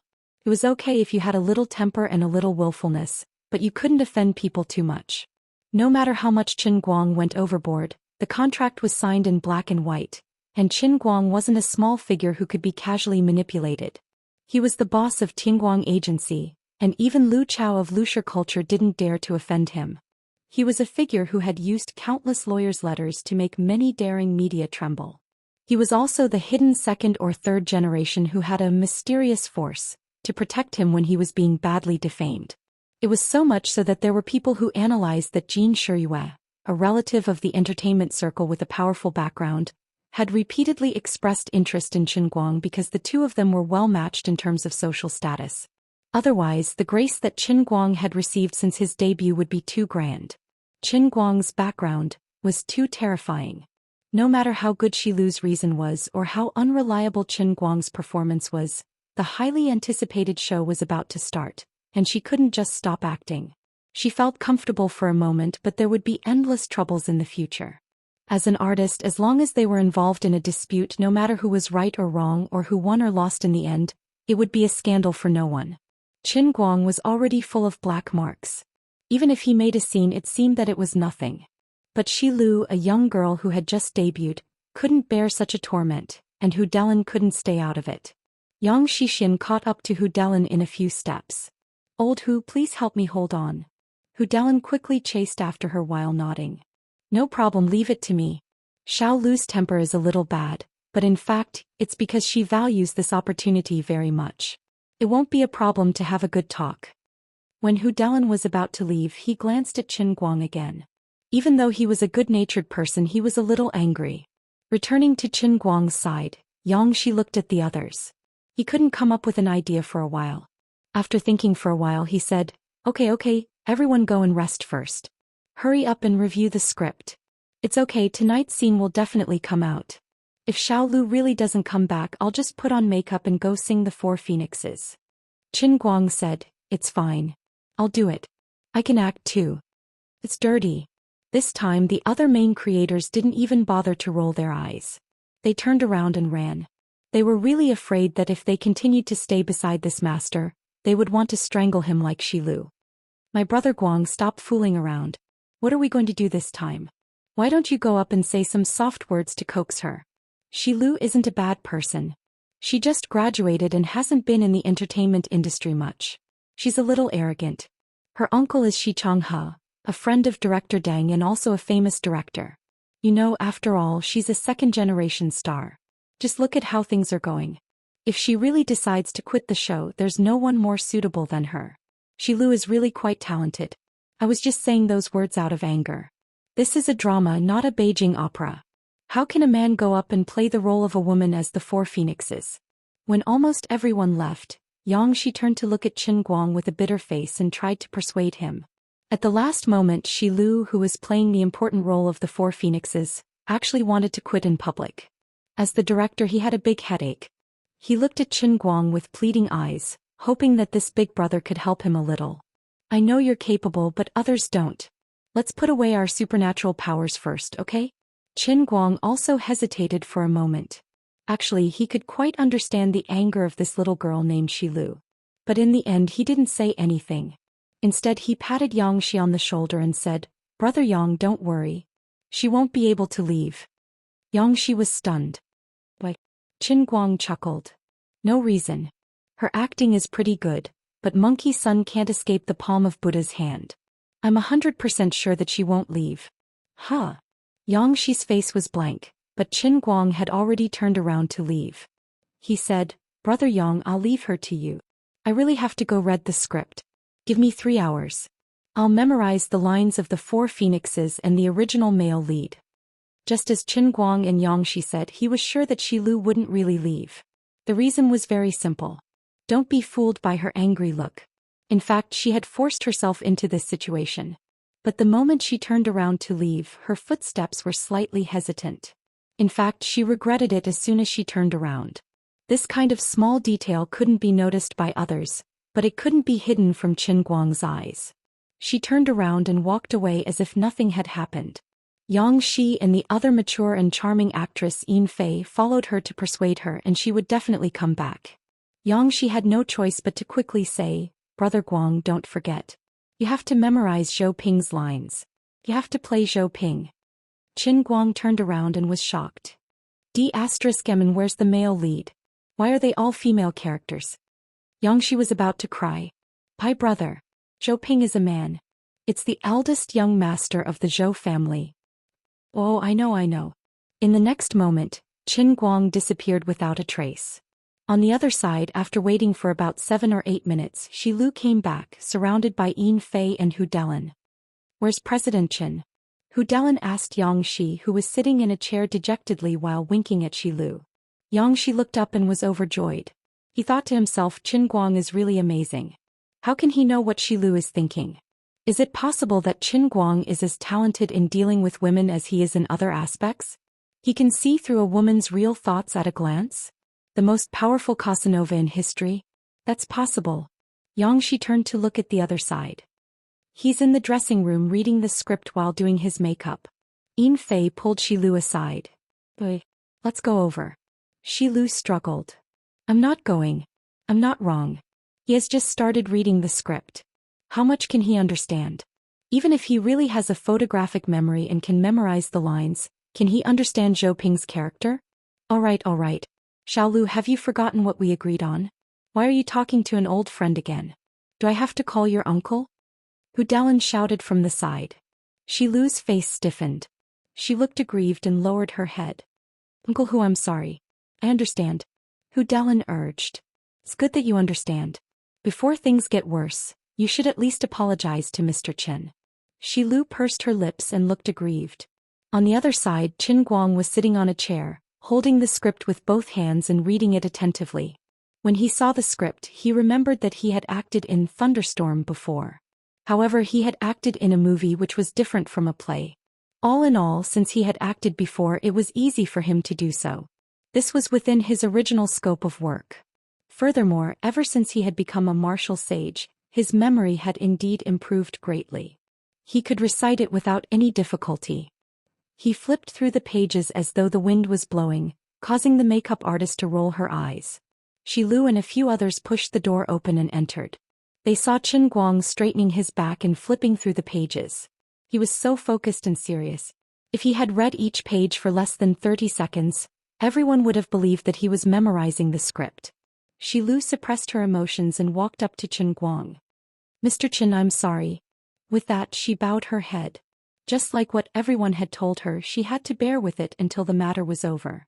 No matter how disgusted, or regretful she was, there was no point in continuing to make a fuss. No matter how much resentment she had, she would have to wait until after tonight. As long as she could endure the 3.5 hours on the stage and come down, she could scold him as much as she wanted. Even if she had offended him to the point of no return, she would still be able to stand her ground. Look, this funny clown is so funny on the stage, but I am still loyal to my contract and completed everything I had to do. It is a pity that I am not a god and I do not have the ability to rely on my own strength to save this failed play. I admit that when I first took on this project, I said that I was doing it for the sake of Senior Xianxia and Uncle Hu's matchmaking. However, I did not deny that I wanted to ride on his popularity. After all, everyone knew that as long as he was involved in a show, the ratings would be phenomenal. I admit that I was being petty, but no one could stop me from standing up to defend my art. I did not think that things would be so bad. This is the first painful lesson in my life, but I will remember it in the future. Even if Qin Guang really wants to ban me from now on, even if my uncle can't help me, I don't care. If this industry is so lousy, I will not work in this industry in the future. I will do something else. Uncle Hu said something very well just now. You can't blame others for mistakes that they haven't made yet. No matter how lousy Qin Guang is, he hasn't had the time to go on stage. No matter how dissatisfied he is, he can wait until he gets off the stage. Shi Lu looked straight at Qin Guang. At this moment, she felt that she was a great fighter who existed to uphold justice. It was because she wanted to uphold justice and defend the dignity of the performing arts that she lowered her head and apologized to Qin Guang for a short period of time.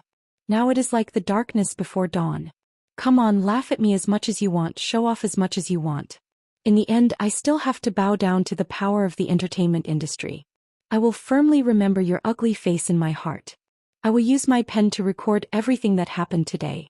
I will let everyone understand how despicable you, Qin Guang, are. You, Qin Guang, are a nouveau riche who relied on money to break into the art industry. I will let you know the pain, I will let you pay the price, I will let you become a lesson for future generations, I will let other rich people think twice before they have such crooked thoughts in their minds. In this world, not everything can be bought with money, and not everything can be done just because you have money to gather a group of people to support you. There will always be people who will not suck up to your stinky feet. Chapter 952. Oh, it's okay. It's just a little friction. It's no big deal. I'm not that petty. I understand that you guys have a problem with me. If I were you, I wouldn't be happy either. However, there were some things that were more practical than explaining it once on stage, right? I don't want to ruin my own reputation. You guys might find it hard to understand why I'm like this, but I can tell you very seriously that I won't bring shame to your performance and the classic thunderstorm. To everyone's surprise, Qin Guang, who was sitting on the chair, was extremely magnanimous. Not only did he not stab Shi Lu in the back, he didn't even raise his head to look at her. Instead, he continued to focus on the script. He didn't stop flipping through the pages, but his mouth was calm as he spoke. Even Hu Delin and Yin Fei were a little confused. When they were persuading Shi Lu, they discussed how Qin Guang would react. They even emphasized to Shi Lu again and again that no matter how much he went overboard, she must bear with it and not intensify the conflict. After all, previous events showed that Qin Guang was a very narrow-minded person. After Shi Lu apologized, she steeled her heart and used her mind to block her ears. She made up her mind that no matter how much this guy went overboard, she would bear with it. But he was actually so magnanimous, like an old man easily forgiving a willful naughty child. This feeling was so strange that it caught people off guard. At this moment, it was Yang Shi who reacted quickly and clapped his hands. All right. Since we're clear about this matter, then we won't waste any more time here. Qin Guang, you can look at the script first and we'll go and have a look at the scene. Yang Shi signaled to Hu Delin and Yin Fei with his eyes, and the two of them took Shi Lu outside to smooth things over. From the beginning to the end, the makeup artist, who only cared about taking care of Qin Guang, looked on coldly from the sidelines. This makeup artist was part of the industry, and he was also one of the staff members behind the scenes of Qin Guang's version of Thunderstorm. He was already familiar with the storm on the internet. It's really pitiful to be a celebrity. They look glamorous on the outside, but they're actually very wronged in private. Just like Hu Delin, Yin Fei and Shi Lu, the leading actors of the drama, they had a bit of fame, but in the end, they were dragged by Qin Guang to accompany the crown prince to study, and they even had to lower their heads in front of him. With the frequency at which he flipped through the book, would he be able to get into it? It would be strange if he could remember his lines. He's just putting on an act for you to see. Before you came in, he had already been rummaging for a few minutes. What the makeup artist didn't expect was that Qin Guang spent 2.5 hours in disguise. Boss Qin, aren't you getting too into character? I'm just an inconspicuous makeup artist. What are you playing at? Are you putting on an act for me to see? Wait a minute.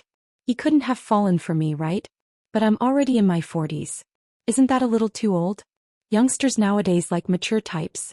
But I'm a man. However, Qin Guang couldn't be bothered about what this crazy makeup artist was thinking. After his makeup was done, he changed his clothes and walked out. He changed into a Republic of China-style suit. Although there was something wrong with his brain, he had a pretty good makeup artist's finishing touch. It made him look a little more mature and less immature. He really did look like a young master from the Republic of China. When Qin Guang went outside, Yang Shi was pulling one main cast member after another to go through the key points of the play. Those who weren't checked by Yang Shi were lowering their heads and reading the script. Although everyone present had acted in Thunderstorm more than once, and they were still learning from the past, this was a 3.5-hour-long performance of 5 acts. If they forgot their lines halfway through, the effect of the performance would definitely be greatly reduced, even if they had a teleprompter hidden in their ears. Although not many people felt that they could last until the second act, just like what Shi Lu thought, no matter how unreliable the male lead was, they would do their best and leave the rest to fate. Anyway, if something went wrong, it couldn't be their fault. The amount of people scolding Qin Guang online also reached its peak in the afternoon, especially the news that Shi Lu had stopped acting and was pulled back. No one knew who in the production team had secretly spread the news, but it poured oil on the fire. The situation was out of control. Mango TV, which had bought the live broadcast rights, even held an emergency meeting to discuss whether they should prepare 2 backup programs in advance. This was a national live broadcast. If they couldn't continue acting, they had to cut off the signal in time and change the program. If it was possible, it would be best to discuss with Tianguang's agent to see if they could adjust the license price of the live broadcast rights according to the broadcast time of the program. After all, if they spent a lot of money to buy the copyright only to be broadcast for less than 10 minutes, it would be too much. The manager of a certain business department of Mango TV, who was in charge of the operation, was scolded by the station's higher-ups. How could he be so stupid as to transfer the full amount in one go? Why didn't he sign a floating clause when he signed the contract? The manager was so aggrieved that his eyes were filled with tears. That wasn't what you said when you asked me to talk to you. At that time you said that I must get it at all costs. Our satellite TV has already lost step by step in the competition. This is a rare opportunity. We must make a beautiful comeback. All of you clearly agreed to the terms, but now you want me to be the scapegoat? He braced himself and looked for the manager of Tianguang's business department, Fong Tianyu, to discuss changing the contract. In the end, the other party's reply was only 2 words. Her. What was worse was that he had offended someone. Fong Tianyu had perfectly implemented Qin Guang's principle of being a person. He must not be at a disadvantage. At that time, Fong Tianyu's original words were like this. I've long heard that your station is famous for changing your mind at the last minute. I didn't believe it, but now I believe it. Yo, are you bullying us because of your big business? Where did your spirit of the contract go? Changing a good contract just like that? Do you think we're pushovers? Come on, I know you have your difficulties, but you guys are a little too dishonest in this matter. Let me tell you, if you only call me if Xiao Chen finds out about your station's intentions in the future when your station broadcasts news simulcast, if there are any scenes of Xiao Chen, all of you will have to censor it. Director Chen can turn your station into a parallel universe's Mango TV. Do you understand? Then Fong Tianyu hung up the phone. Lu Xiaoyang, who had just rushed back, asked nervously, Old Fong, can we handle it by acting so pretentiously? Fong Tianyu patted Lu Xiaoyang on the shoulder. Old Lu, we're feeling bitter. If I wasn't so strong-willed, those people who signed the contract with us would have turned into hungry wolves and bitten me to death. As Fong Tianyu said that, his sharp eyes saw a familiar figure appear at the backstage entrance of the theater. Damn, Director Chong from Bamboo is here. I'll hide for a while. This is Director Chen's acquaintance. I can't get hard. This Director Chong was naturally brother Little Chong. Hey Manager Fong. Don't hide. I'm not here to cause trouble. Little Chong's sharp eyes quickly chased after him. Fong Tianyu patted his chest. Director Chong, next time you should inform me first. You scared me to death. You don't know, but recently I have to go to the basement to go home. People are blocking my way. That's because those people have no foresight. They don't believe in Brother Guang's ability. I have full confidence in him. Manager Fong, just follow Brother Guang's example and blacklist those sponsors and broadcasters who have been causing trouble recently. They'll regret it later. Chang Xiaozong was indeed someone who had followed Qin Guang and made a name for himself. He was very confident. Fong Tianyu sighed. How can we blacklist a salesperson? We can't have enemies forever. We can only have profits forever. Manager Fong, I think you're a good person. You're a talent. Come to work at Bamboo. I don't dare. I'm afraid Director Chen will strangle me to death. On the other side, Shi was still acting seriously. Everyone, keep your spirits up. Go through your scenes in your head. Uncle Hu, adjust your collar. Zhou Xian is someone who cares a lot about appearance. Yes. Sister Yin Fei is indeed experienced. That's how Fan Yi should be. There's a hint of charm in her eyes, but not too much. Unknowingly, everyone's emotions were stirred up by Shi. Thunderstorm, which was supposed to be on the verge of being overdone, suddenly became a huge mountain in everyone's heart. Everyone had the same thought. This was all because of the male lead who was flipping through the script from the beginning again. It was Qin Guang who was going to play Zhou Ping. It was 6:30 p.m. in the evening. The small theater that could only accommodate a few hundred people was gradually filled up. From time to time, the main cast in the backstage would hear the hustle and bustle of people outside. When they turned to look at Qin Guang, who was still flipping through the script, they couldn't help but feel strange. No matter how much of a scammer he was, no one could deny his popularity. There weren't many people who could make a small theater play this popular. Moreover, this was a play that had already been performed countless times. It was almost impossible to perform anything new. It could only be compared to the classics and find all sorts of faults. In recent years, very few film crews would choose to act in Thunderstorm. Firstly, the Republic of China drama was a bit too old. The audience was tired of it. Secondly, it was strenuous and unrewarding. Everyone thought to themselves, perhaps our situation is not bad. Even if we can't be immortalized, we can at least be infamous for thousands of years. We can't perform the best thunderstorm, but at least we have a chance to perform the worst thunderstorm in history. This is also an achievement, right? Finally, under the gaze of tens of millions of TV and computer viewers, and under the gaze of hundreds of people in the small theater, the lights dimmed and the curtains on the stage slowly opened. The brown carved wooden door creaked open with a very historical and heavy creak. Qin Guang's version of Thunderstorm was officially on stage. Chapter 953. The small theater was completely silent. Both the audience and the staff of Tianguang Agency were paying full attention to the stage. Even Big Beard Deng, who was thousands of miles away in Beijing, gave himself a rare holiday. He pulled a few of the production crew members to sit in front of the TV, just to watch Qin Guang's drama, which had almost become a farce. He did not dare to pull the other main actors, for fear that Qin Guang's performance on the stage would make the other actors not want to continue filming and they would quit. Big Beard Deng had a headache. He hoped that Qin Guang would learn to act well. If possible, it would be best to send him to the CCTV or Chinese drama school to sharpen his skills. But obviously Qin Guang would not be so obedient.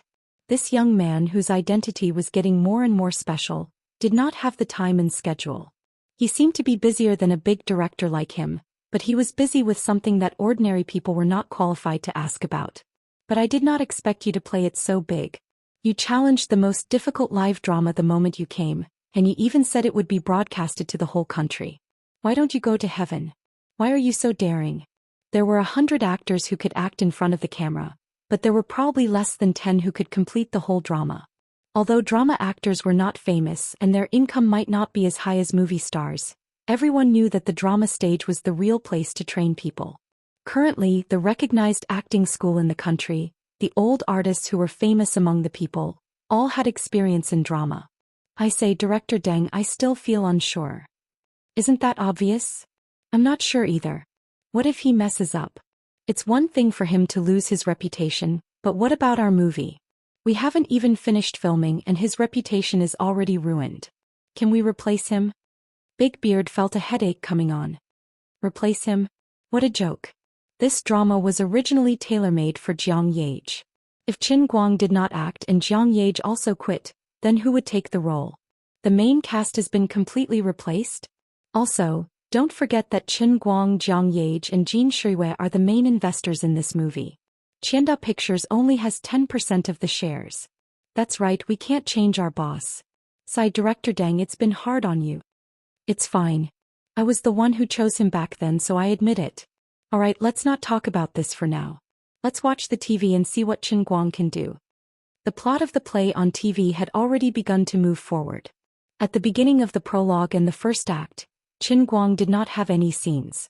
Although the other actors on the stage were hastily prepared, they were still professional actors with high standards. Thus, they were able to act according to the rules.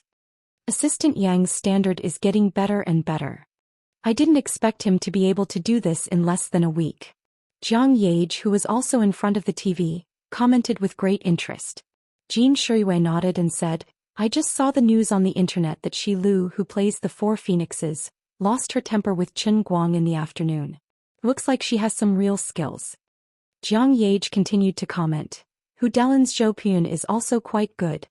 He hasn't even shown his face yet, but those 2 lines are enough to make him look old-fashioned. Jin Shuiwei shook her head and said, I think Hu Delin is a bit too strong. I didn't expect the veteran actor to be a bit nervous. Jiang Yage threw a small tomato into her mouth and chewed it. She said in a muffled voice, It's all because of our dear Guang. You can't say that. Although they are acting well now, Thunderstorm is indeed a bit old. If it wasn't for Qin Guang, I'm afraid many people would have changed the channel. There wouldn't be so much attention. Jiang Yage snorted and said, I understand that, but it's not a good thing to have so much attention. It's also because we really can't make time. Otherwise we would really be the ones to do it. I'm quite embarrassed to see these people bring so much trouble to him. Jin Shuiwei also blushed slightly. She thought to herself that she did feel a little sorry for them. In the small theater, the bald president who was sitting among the crowd yawned loudly. Seeing this, the vice president beside him muttered softly, "It's a bit boring. Isn't that so? We have such a hardcore fan group but only a few of us came. We don't have the prestige we used to have. T fans my ass. You are the fans. I'm a hate fan of Qin Guang. The most determined hate fan of Qin Guang. Mr. President, can we accept our fate? Just admit it." "Admit what?" "Admit that you're already a fan of Qin Guang. Isn't that what the internet is saying?" "Tui. I can be his fan. I can't wait to bite him to death." All right. The vice president really felt sorry for this stubborn president. "Can't we be a little more honest?" As the prologue passed, the first act slowly progressed. Yang Shi, who was backstage, looked at his watch from time to time. He was getting more and more nervous. "Qin Guang, are you ready?" When Zhou Chong starts to talk about why he's still not married, you start to walk forward. Then when Fanny starts to lower her head and murmur, "Who knows," you have to walk to the door. At that time Zhou Chong will look back at you and say, "Hey, big brother is here." At that time your scene will start. You must remember, when you're acting as Zhou Ping, you can't be like your usual majestic gait. You have to slow down a little. When you enter the door you have to act very sleepy and yawn. Qin Guang tilted his head and looked at Yang Shi for a long time, not saying a word. Yang Shi suddenly paused, the corner of his mouth twitching. Sorry, I was a little too nervous and forgot. Why am I telling you all this? Bro, did you really remember the script?" Qin Guang put down the notebook. "Brother Yang, I really did." "Really? If you keep talking nonsense I'll have to hit you." Yang Shi shrunk his neck and dodged to the side. He secretly mocked himself. "I'm in a mental block. Why am I explaining the script to him? As long as he can remember the script, he's a true master. Does he need to waste his breath on his understanding of the character? At this time, there's no point in continuing to ask him about this. Anyway, it's a knife to my head. I'll just leave the rest to him." At this time Fan Yi's actor Yin Fei was working hard to maintain her performance on stage with Zhou Chong. Everyone knew that Qin Guang was about to come on stage. Perhaps as soon as he got on stage and started to stutter, this show would be over, right? But there's no point in worrying about this now. I'll just take care of my own business first. Perhaps it was because of distracting thoughts in her mind, Yin Fei almost stuttered when she said her lines, causing Yang Shi, who was in the audience, to jump up and down in anxiety. What is Yin Fei doing? She's a veteran actor, how can she make such a mistake on stage? Sigh. Yang Shi felt a little regretful after only watching the first half of the opening. If he had known earlier, he would have suggested to Qin Guang to change the script. Forcing himself to challenge Thunderstorm was a bit too much. So far the actors on stage had only performed average. They hadn't been able to perform anything special or innovative, which made him feel very disappointed. It was difficult to surpass a classic, not to mention that he didn't have much time left. He really didn't have the ability to rehearse over and over again, polishing and adjusting everyone's state to the state he wanted. The actors were also focused on stability on stage and didn't dare to have any off-topic performance. They didn't want to make any mistakes, but they didn't want to make any contributions. If this was just a small show on a small stage, their performance would still be above the standard. But this was a nationally broadcast play that received a lot of attention. Not to mention the people in the theater, there were countless people all over the country who were pointing at the screen and talking about it. For the past Qin Guang, mediocrity was failure. For the classic Thunderstorm, which had been brought to the stage time and time again, if it couldn't come up with something innovative, people would say that it was relying on its predecessor's legacy to cheat people's money. The more familiar a classic was, the easier it was to be compared. Once a comparison was made, people would nitpick. No matter how small a flaw was, it would be magnified infinitely in the eyes of others. Some were obviously very good improvisation and innovation, but it would also be covered up by others' preconceived impressions. Sigh, it's too late to regret now. Yang Shi was in a daze when Qin Guang, who was beside him, suddenly strode forward. Yang Shi was stunned at first, then suddenly came back to his senses. It was Qin Guang's turn. He was actually lost in thought. He hurriedly turned back to call the others. Make the best use of this last bit of time and think of a way to sculpt if he could.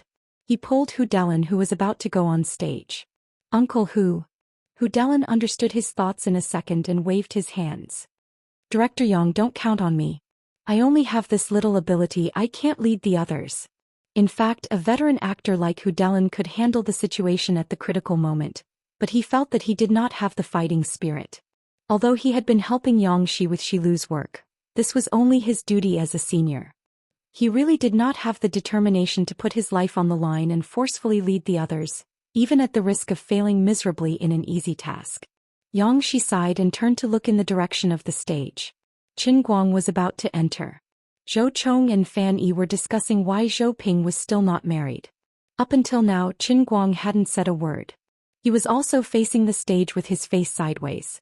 Yin Fei and Zhou Chong's actors couldn't even see his expression clearly. However, his simple steps had the feeling of anticipation in Xianxia's heart, and even exceeded it. He portrayed the image of a dispirited young master of the Republic of China who was in low spirits and had a heavy heart. Others had no confidence in Qin Guang and couldn't understand the mood, but Xianxia understood that Qin Guang was already in character. Xianxia's breath stopped for a moment. It's coming. As long as Qin Guang can remember the lines, there won't be a problem. Xianxia gripped the walkie-talkie in his hand tightly. If he forgot the lines, he would quickly remind him. Director Yang, Qin Guang's earphones. At this moment, the floor supervisor walked up with a pale face, holding a pocket-sized bone conduction earphone in his hand. Xianxia's face turned pale. Oh my god. This guy isn't wearing earphones. It's over. On the other side, Qin Guang raised his head slightly, opened his mouth and raised his hand slightly, covering his mouth with his fair palm. Zhou Chong smiled stiffly. Brother. Actually, he should be smiling naturally.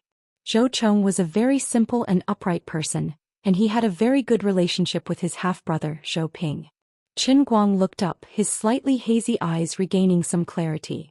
He nodded slightly. You're here. That's the smell. Xianxia listened to Qin Guang's slightly tired but intimate "you're here" through the earphone. His heart almost stopped and his breathing completely stopped. In a haze, he seemed to have returned to that coffee shop, watching Qin Guang transform into the angry Muhammad Ali, leaping in front of him like a butterfly.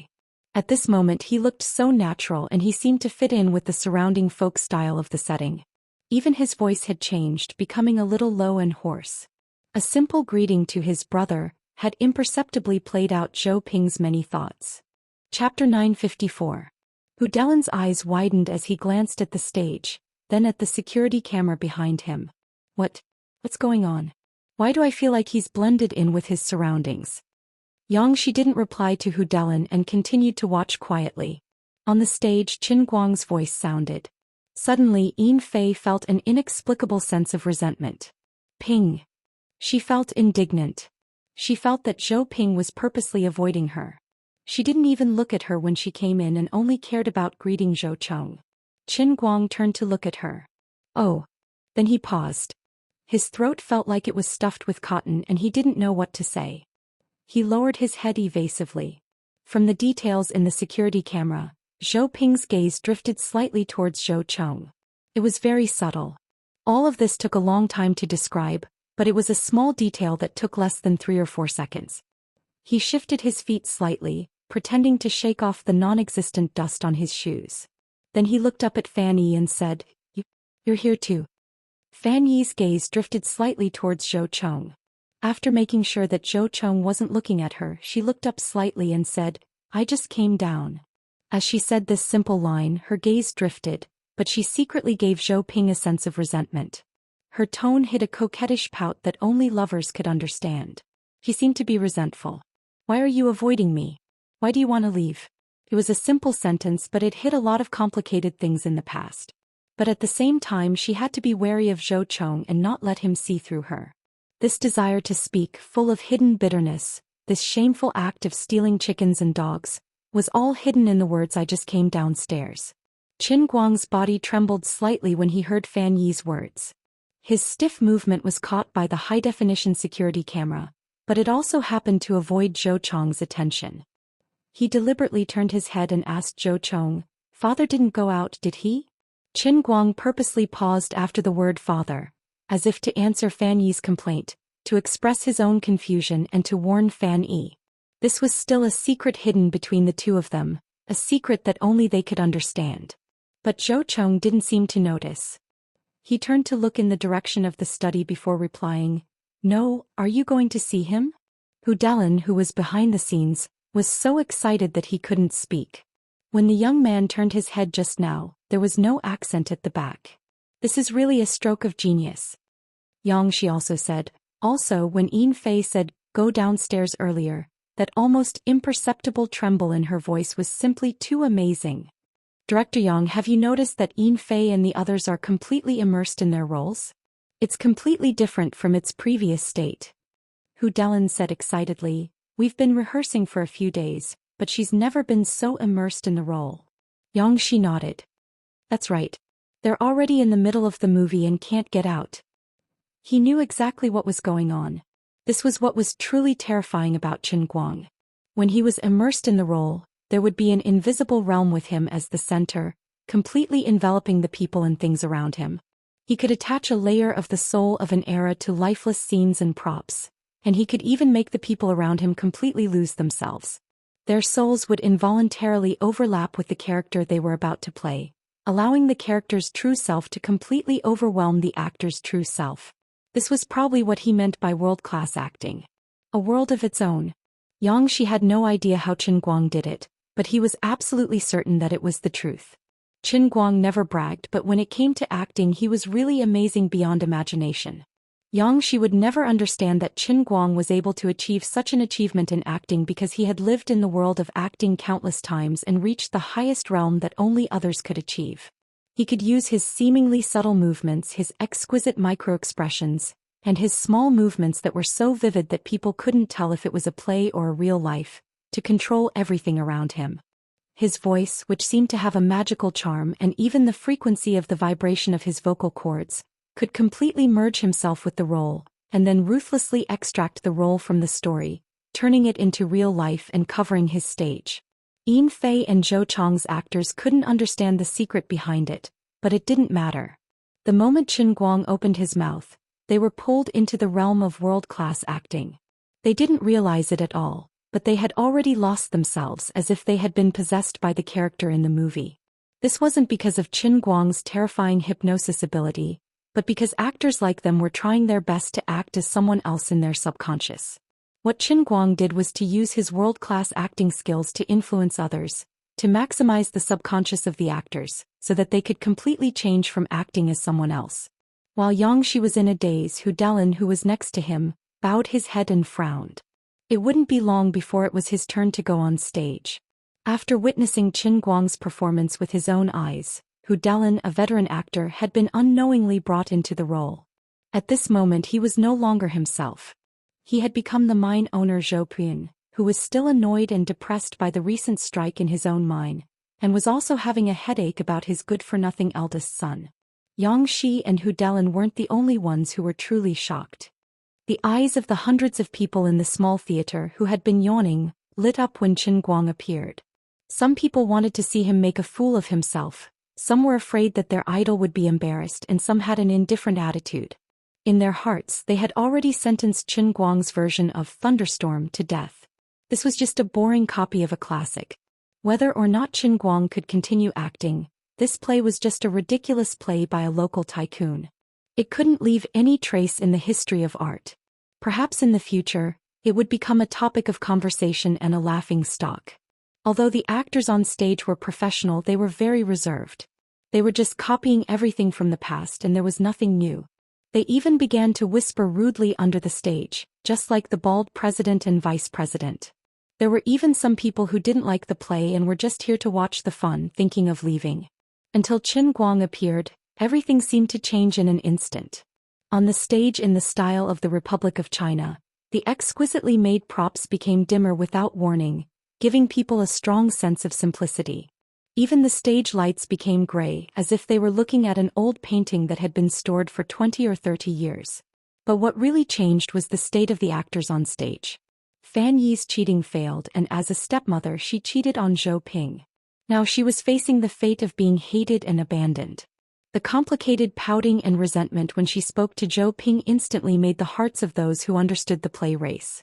This was a completely different state from before. Even those who didn't understand the play were aroused by her soft words. Big Beard Deng stood up from the sofa. He still had a cigarette in his mouth and the lighter in his hand was still emitting orange flames. His beard was almost burnt but he didn't seem to notice. Jiang Yage and Jin Shiyue, who were originally curled up lazily on the sofa, had already sat up straight. Their bodies were stiff as they stared at the TV, blinking their eyes, unable to believe what they were seeing. Unlike others, Jiang Yage and Jin Shiyue had known Qin Guang for a long time, and they had seen Qin Guang's tragedy on the set of Tears for a Country Will Run. But they weren't like Yang Shi, who had seen how Qin Guang used his perfect performance to prove himself. Their view of Qin Guang was still stuck at the level where he could make the whole screen suffer from the cancer of embarrassment. So Jiang Yage and Jin Shiyue were originally like Big Beard Deng, the most firm representatives who believed that Qin Guang's acting was not reliable. But what did they see now?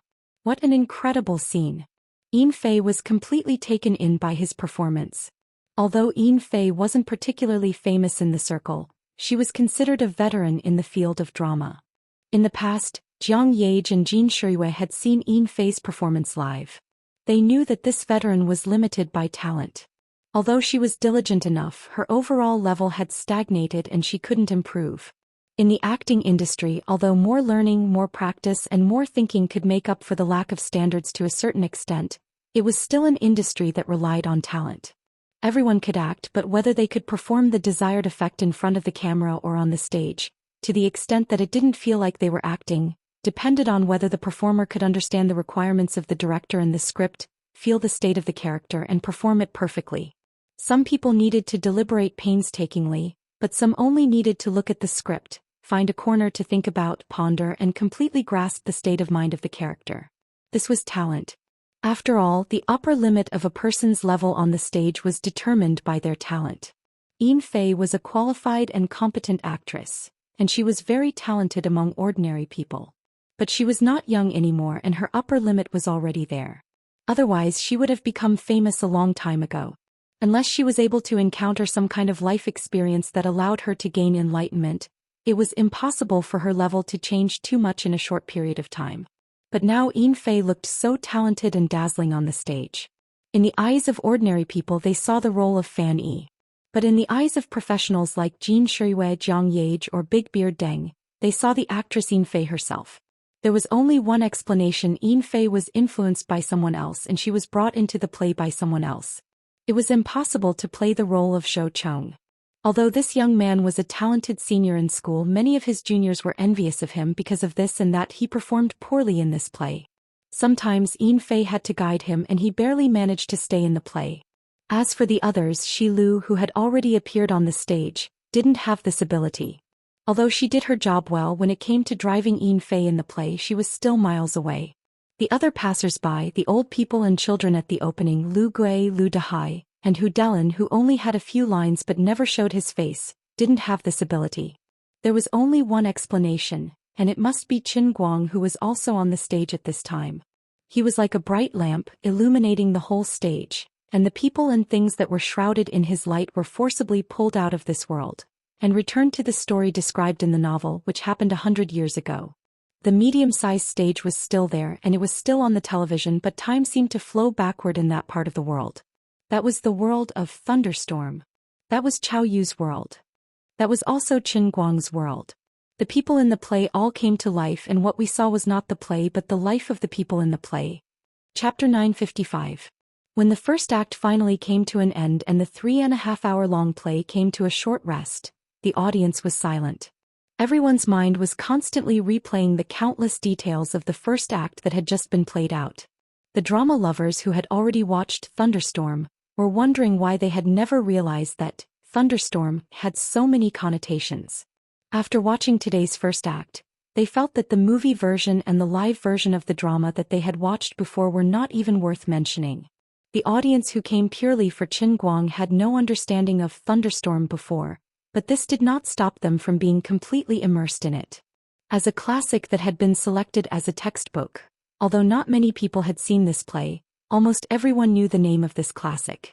It was just that the predecessors thought that these were antiques that could not keep up with the times and belonged to the old things that had already been eliminated, so they were not interested in them. But because they had never seen it before, this time they felt it particularly deeply. Only then did they understand that the old things that they had always been against had such meanings. Although they were just watching a play, they experienced the extremely real sadness and joy of the people in the play. As for the backstage, the actors who had appeared on the stage in the first act were all sitting quietly in a corner, no one talking to anyone. Until now, these people still had not left the play. The complicated personality child Zhou Ping was still sitting there, as if wherever he went the world of Thunderstorm would cover that place. Even Yang Shi, who was supposed to seize the time to talk to others about the play, subconsciously wanted to find a pipe and put it in his mouth. He himself had unknowingly returned to that era, and had become a passerby living in the play. He had completely forgotten his duty, and the others had completely forgotten to review the script. But this was actually meaningless because these actors had even forgotten who they were. When they stood on the stage in that scene and environment, they did not need any memory, they would naturally say the lines that their character and position required. On the stage they were not just copying simple lines. Their entire thinking had completely become that of the characters in the original Thunderstorm written by Cao Yu. After a short break, the second act continued. It was not only the Wujing Theater that was quiet, but also countless audiences in front of their TVs and computers all over the country. She had originally planned to watch a farce, but she had never imagined that she would actually find true emotion in this farce. The more sensitive audience members couldn't help but put themselves in the shoes of the audience. The more rational audience was surprised. They were particularly puzzled. They had seen so many classic movies and TV shows over the years, but never had they been so deeply touched by the screen on that small square stage like today. Was it because he had become more emotional, or was it the aftereffect of accidentally drinking too much coffee before getting off work? It was undeniable that Qin Guang's acting was really good. It was perfect, beyond imagination, and impeccable. But in the end, this was just a play. Alright, don't let your imagination run wild. The second act has begun. The audience once again focused their attention on the screen. Before he knew it, the second act had ended. The third and fourth act. The stage was in chaos because of Xifeng and Zhou Chang's deaths and Zhou Ping's suicide. Everyone knew that this seemingly chaotic scene was a story acted out by the actors. It was clearly a stage that had been set up, but everyone still felt that what they saw was really happening. The chaos on the stage formed a strong contrast with the quietness off the stage. Everyone clenched their fists tightly and held their breath. Xiao Tsong forgot to look down at the latest online number sent by the company's group chat. The PD in charge of the live broadcast of Mango TV forgot to direct the cut. The employees of Tingguang Agency also forgot to cheer for their boss's perfect performance. Big Beard Deng had long forgotten his worries at the beginning of the play. Although he was not completely immersed in the play like others, he had, after all, directed Thunderstorm when he was young. Compared to others, he could use a calmer and more professional gaze to judge today's play. But now he felt that he didn't need to say anything. Qin Guang's version of Thunderstorm had already completely surpassed all the classics of the past, and even surpassed his own inexperienced work when he was young. Big Beard knew that this was not Yang Shi's credit. It was all because of Qin Guang's perfect performance. Before Qin Guang appeared on the stage, today's Thunderstorm was at best a young director's passable work. The rehearsal time was only a short week. This was already the result of Yang Shi and several other leading actors' perfect performance. They couldn't ask for more. But the moment Qin Guang appeared on the stage, the play was completely sublimated. Qin Guang made this stage play follow the script, but it was higher than the script. He asked Cao Yu to write a script that was higher than life. Big Beard Deng leaned back and reached out to ask Old Ma, the stage manager next to him, for a cigarette. He lit it and took a deep breath. He, who had quit smoking for too long, accidentally coughed and tears fell from the corners of his eyes. After a long time, he let out a long sigh and said, "I finally understand what little Yang told me before." Old Ma asked, "What did Xiao Yang say?" He said that Qin Guang was born to be an actor.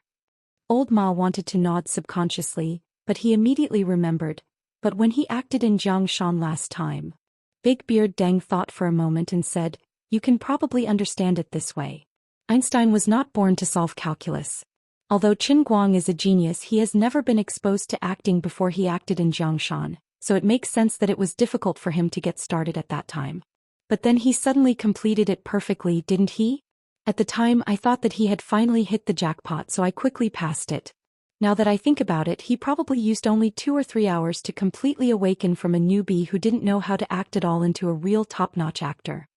Old Ma nodded. The younger generation will surpass us in time. Big Beard shook his head again. No, not every younger generation has Qin Guang's ability. It's not that the younger generation is surpassing us in time, but that our level is too low to understand a real genius. Old Ma asked, Director Deng, it's okay that my level is low, but you can't be low too, right? Big Beard Deng smiled bitterly. I'll take Einstein as an example. His primary school math teacher can't compare with him, right? Old Ma didn't say anything more. Big Beard had no problem mocking himself, so there was no need for him to add another stab to his wound. As a well-known director, he should be able to tell whether a person had the talent to become an actor or not with a few glances. However, Big Beard had questioned Qin Guang for so long, which was simply damaging to his reputation. In the West Mountain villas, Jiang Yage and Jin Shiyue were also staring with their eyes wide open. No one could understand the incomparable regret in their hearts. If they had known that Qin Guang had this ability, even if they had to stop filming in Yanjing, they would have gone to Wujing to act with him. As for those haters who had slandered Qin Guang online or in their social circles, they were still breaking their promises this time. Those who had bet with their colleagues had already begun to think of a reason to skip work tomorrow. They would hide for as long as they could. Those who had bet with their classmates took out their mobile phones and planned to send a text message to their teachers to find a way to ask for sick leave. As for those who had bet with their wives or others, they didn't even have a place to hide. These days, there were all kinds of media outlets that had published articles questioning and criticizing Qin Guang on the internet. The fast ones had already published a new draft, while the slow ones were gnashing their teeth and writing. There was no doubt that the limelight of these media outlets didn't need to be looked at. They must have made a 180-degree turn. The media had never cared about moral integrity. They would follow the direction of the wind and write the draft. It didn't matter if they were scolded as fence-sitters. As long as what was written was enough to attract attention, who would care about face? Finally, under the attention of thousands of people, Yang Shi walked out from the backstage. He led all the main cast members and gently bowed to the audience below the stage. This scene of the most high-profile stage play in the past 10 years officially ended. At this time, Yang Shi didn't have the mood to care about the cheers of the audience below. He was just glad that his choice to bite the bullet and come to Wujing from Yanjing was not wrong. Even if the one who could let people remember today's thunderstorm must be Qin Guang, and when people mention today in the future, they will only say that this is Qin Guang's version of thunderstorm, but it doesn't matter. No one can change the fact that the director is me. I was finally able to hitch a ride with Qin Guang just like Chairman Chong from Bamboo. Although there were many flaws at the beginning of the first act, no one can change the fact that this will be the most classic thunderstorm in history. In the small theater, even though all the main cast members had left after the curtain call, and everyone knew that this kind of show would not have an encore, hundreds of audience members still stood up and applauded for a long time. Feng Tianyu finally came back to his senses and clapped heavily. I knew President Qin would definitely be fine. Lu Xiaoyang, who was beside him, rolled his eyes. You knew again? That's not what you said before. Feng Tianyu snorted. You can eat whatever you want, but you can't say whatever you want. When did I ever doubt President Chen's ability? But you were clearly cursing him in your heart. You're framing me. You despicable person, don't even think about fighting for favor with me. You said it. You've said that shameless word at last. President Chong, he just said the word fighting for favor, right? You heard it, right? Chong Xiaotsong, who was at the side, was speechless towards Qin Guang's two subordinates who had no moral integrity but were quite capable. Sure enough, if the upper beam is not straight, the lower beam will be crooked. Like boss-like employee. Isn't this a bit inappropriate? Forget it, Qin Guang doesn't know anyway. Chapter 956. Chong Xiaotsong finally had the mood to look at the online viewer report from the company. After reading it, he grinned again. Although the number of viewers did not exceed the previous peak, which was less than 17 million, the proportion of new registered users was extremely high, more than 30%. This meant that in just one night Bamboo had nearly 6 million new registered users. This was much higher than the number of viewers during Qin Guang's previous live broadcasts. To achieve this number through advertising, they would have to spend at least hundreds of millions of yuan. However, this was only the power of Qin Guang's nuclear weapon tonight. At the same time, the number of viewers in Qin Guang's personal live broadcast room increased to 1.6 million. Including the slow increase previously, it had reached 6.7 million. This was an unparalleled number of viewers in the world. Chang Xiaozong analyzed that the reason for this phenomenon should be that the skills Qin Guang displayed this time were different from the past. It was a performance ability that he had never really dabbled in before. This officially transformed him from an atypical internet celebrity to an artistic star. This time he not only attracted those fans who only wanted to see strange things, but also those who usually paid more attention to movies, TV shows, or variety shows in the entertainment circle were also attracted to him. The target audience had changed, which directly led to the increase in the number of new registered users. Xiaozong could not help but secretly feel lucky. Fortunately, he believed in his brother's ability as always and did not hesitate to offer a price of 10 million. Although some of his competitors also offered the same price, he still managed to snatch it by relying on his relationship with his old partner. Mango reckoned that they had also made a lot of money. Just based on the advertisements they aired during the breaks in between, the 11 million they invested in the licensing fee was more than enough to cover their capital. However, they would definitely regret it later. Fang Tianyu had learned to be very petty from Qin Guang. He would definitely complain to Qin Guang about Mango's intention to go back on their word. It would be difficult for them to take advantage of this in the future. Xiaozong's guess was right. At this time, the upper management of Mango were as anxious as ants on a hot pan. Who would have thought that Qin Guang's weekly drama could be so perfect? At the end of the show, the ratings even broke 5%. It was even more popular than the finale of the TV station's Ace variety show. One had to know that there was almost no pre-publicity effect. In the past, whenever Mango TV wanted to do a variety show, it would be bombarded with advertisements a few months before it started broadcasting. If they had the same time this time, it would be too good to be true. But now they couldn't be happy, and it was even more awkward. If it was just a normal success, they wouldn't feel any pressure. However, the real-time statistics were so shocking. Their previous attempt to break the contract was ruined. The job of repairing the relationship fell to the manager who had called Fang Tianyu. At this moment, he who had just finished watching a play on the television, just wanted to sing a song. Why are my eyes filled with tears? Because I love this land too deeply. My fate is even worse than the people in the movie. At least those people could still fight and fight. At least Zhou Ping had the courage to take a bullet. I could only cower. Don't talk to me. From now on, I'm going to roam the pugilistic world. My nickname is Scapegoat. No one cared how miserable the manager of Mango TV was at this moment, but there were so many people backstage in the small theater who were also extremely embarrassed. At this moment, Qin Guang was sitting lazily in the dressing room, letting the stupid makeup artist help him remove his makeup. Sitting next to him were a few lead actors who were removing their makeup. These people were so excited that their faces were flushed. They had no idea what had happened to them. They had been acting well, but they had suddenly become completely different people. Now that the curtain had fallen, they had finally left the show. However, every bit of what had happened on the stage was clearly engraved in their minds. They could understand it themselves without anyone telling them.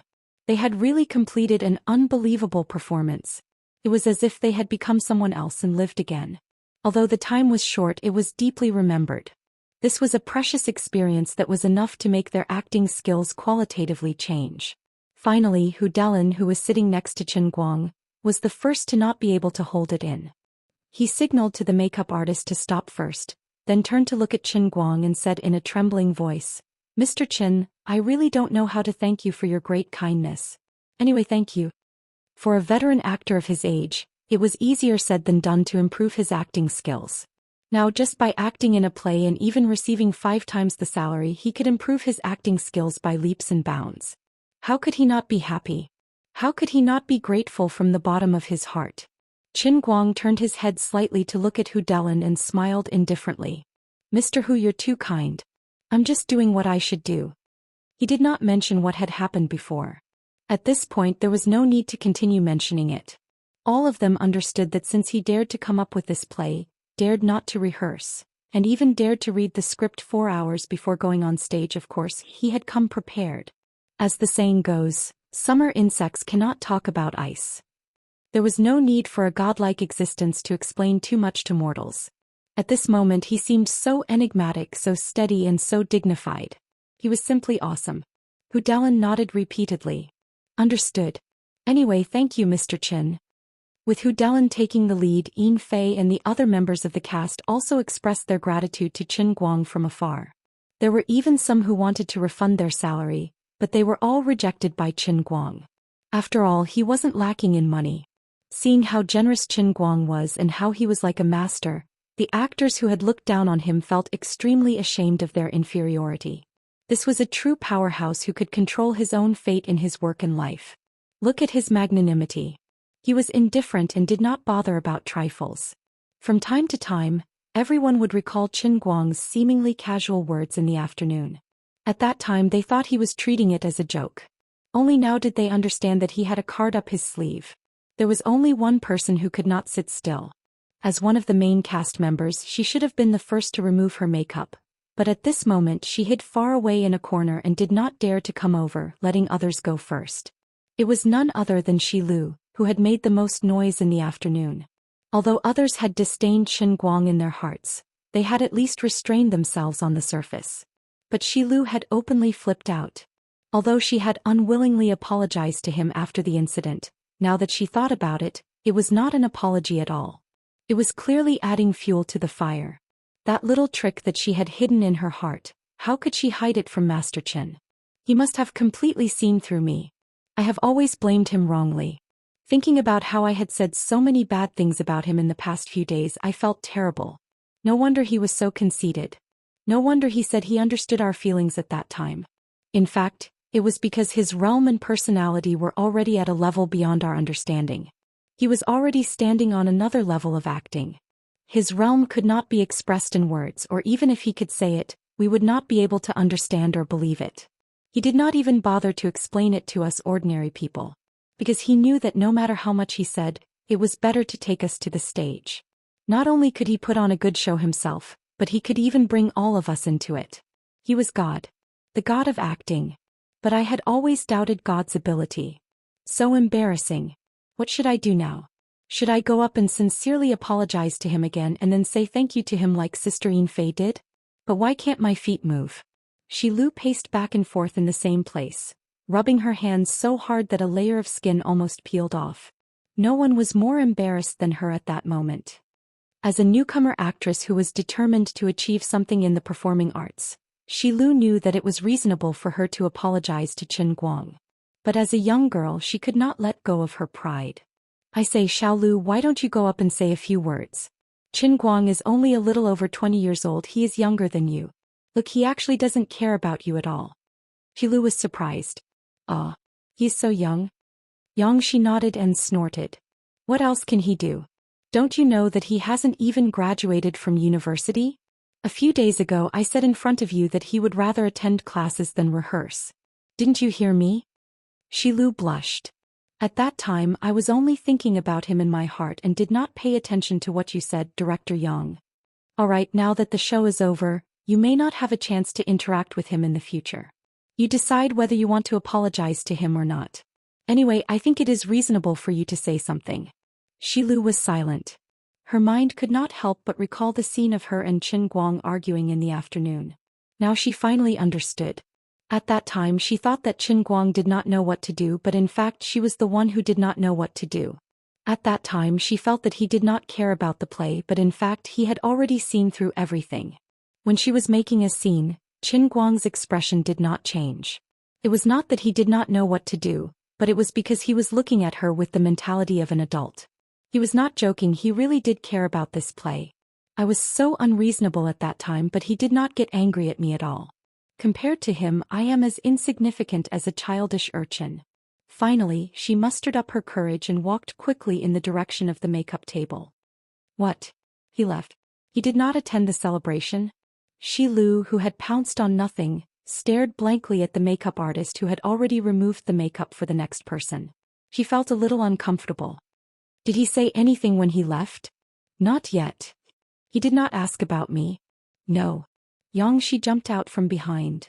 Shilu, perhaps in his heart the matter of you contradicting him is not worth mentioning at all. You should stop worrying about it. How can he do this? I am so sad, how can he not care about it at all? Xianxia coughed lightly. What's so strange about this? Because he is Qin Guang. Sigh. Shilu felt melancholy again. However, although the show on stage was over, the storm on the internet had just begun. Chapter 957. Just as Xianxia had said, Qin Guang didn't take Shilu's matter seriously at all. After removing his makeup, he drove back to school. If it was before, Qin Guang would probably be interested in discussing acting and life with Shilu just because she was pretty. He would then criticize her for judging people based on their looks. But now there was still a pool of mud on his butt that couldn't be wiped clean. Who would be interested in serving this unruly little girl at a glance? He hadn't even figured out her situation yet. If something really happened with his character, Shilu would definitely be in trouble if she got hold of something against him. Initially, Qin Guang had planned to go back to his dorm and have a good night's sleep. The next morning he would pretend that nothing had happened and continue doing what he was supposed to do. However, he couldn't rest after he got back to his dorm. He was forcefully dragged out by Lin Jingwei and the others, saying that they wanted to celebrate for him. It's just a small matter. Is there a need to celebrate it? Qin Guang struggled to get up. Lin Jingwei and Xianxia held him down on both sides. Xianxia chuckled. You can't just think about yourself. We've been cheering you on so much that our voices are going hoarse. Aren't you going to treat us to a meal to celebrate? Lin Jingwei pulled him back with all his might. Yeah, hurry up. Gaoya and class rep's son should be at the school gate by now. They're going to? What else? Otherwise, we wouldn't have dragged you out in such a hurry. Wouldn't tomorrow's dinner be the same? Qin Guang stood up awkwardly. He didn't want to go out at this time, but it wasn't right to make the girls wait for him. All right. Let's go. It's my treat. Do whatever you want. Oh yeah, it's almost midnight. The school should be closing soon, right? Xianxia urged. Just close it. Brother Guang, when did you become such a coward? Climb over the wall. Coward your sister. Let's go. On the same day, the god of acting Qin Guang, who had been shining brightly on the stage, turned around and prepared to eat skewers at a barbecue stall outside the school with a few classmates. After eating skewers, they still had to climb over the wall to return to school. Qin Guang was probably the most famous celebrity in history. When the four of them arrived at the school gate, it was almost 12 o'clock. Sun Xiaoxuan and Gaoya were struggling to explain something to the security guards. Sun Xiaoxuan looked back and saw Qin Guang walking towards them. He quickly pulled Qin Guang over and said sneakily, "They won't let us out now. They said they're going to close the school gate. Don't show your face. It won't be good if someone sees you." Qin Guang patted Sun Xiaoxuan's shoulder indifferently. "What are you afraid of? We're just going out for a barbecue. It's not like we can't see the light of day." "Hey, you can't. What's wrong with that? It's not like we're university classmates going out for a barbecue will make the headlines. If I'm so afraid of doing anything, I won't be able to go out in the future." As he spoke, he strode forward. Gaoya was still arguing with the security guards. "Just let us go out and buy something. We'll be right back. We won't climb over the wall, really. Look at us, two delicate little girls. We don't look like we can climb over the wall. We have a few boys with us, but that's because we're worried that it's not safe for us to go out in the middle of the night. So we asked our classmates to be our bodyguards." "Hey, why are you like this? There's still 5 minutes before 12 o'clock. Why can't you let us go out? Isn't the school's rule that we can go out before closing time? You're asking me which school I'm from? What? You want to complain to my school's leader? So what if I tell you? I'm not going to change my name. I'm Wenwen from the Department of International Trade in the School of Finance and Economics." Qin Guang was hiding leisurely and eavesdropping on Gaoya's argument with the security guards. When he heard the last sentence, he couldn't sit still anymore. "Oh my God, you're not going to change your name? How dare you say that?" He quickly moved forward and blocked Gaoya behind him. He smiled at the security guards and said, I'm sorry. We really have something urgent to do outside the school. We have to go out and deal with it. Could you please make an exception? I'm Qin Guang from the School of Construction Loop. This is my classmate, Gaoya from the School of Construction Loop. She was just talking nonsense. Just ignore her. Before Qin Guang could finish his sentence, the security guard's mouth opened wider and wider. Qin Guang. Qin Guang was speechless. Didn't I just introduce myself? Why do you look like you've just seen a ghost when you just recognized me?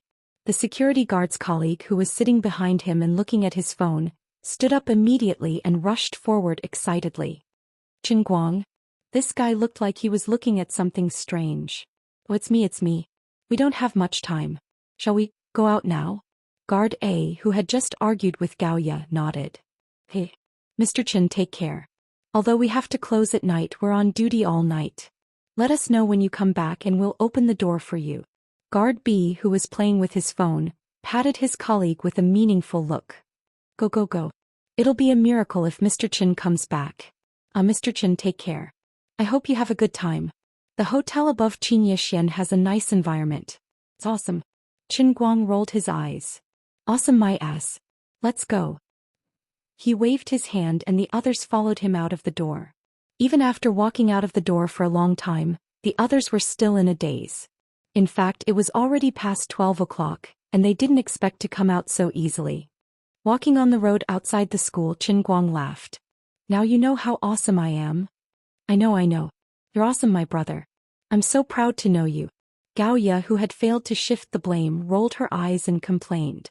Sun Xiaoxuan, who was holding her hand, covered his mouth and giggled. The others wanted to praise him, but since he was so cocky, they decided not to. Otherwise, he would go to heaven. There were pros and cons to being famous. At times like this, people could use their face cards, and if they knew you, they would show some respect. The fruit of face was super useful, and anyone who used it would know. When they arrived at the Golden Campus Square, most of the barbecue stalls were about to close up. Luckily, the owner of the stall that they frequented had not closed the shutter door yet. The poor owner couldn't just give up on his business, so he ignored his wife and children who were waiting at home and started to work bitterly. However, he was not without benefits. The knowledgeable owner recognized Qin Guang at first glance, and he mustered up the courage to ask for a picture with him.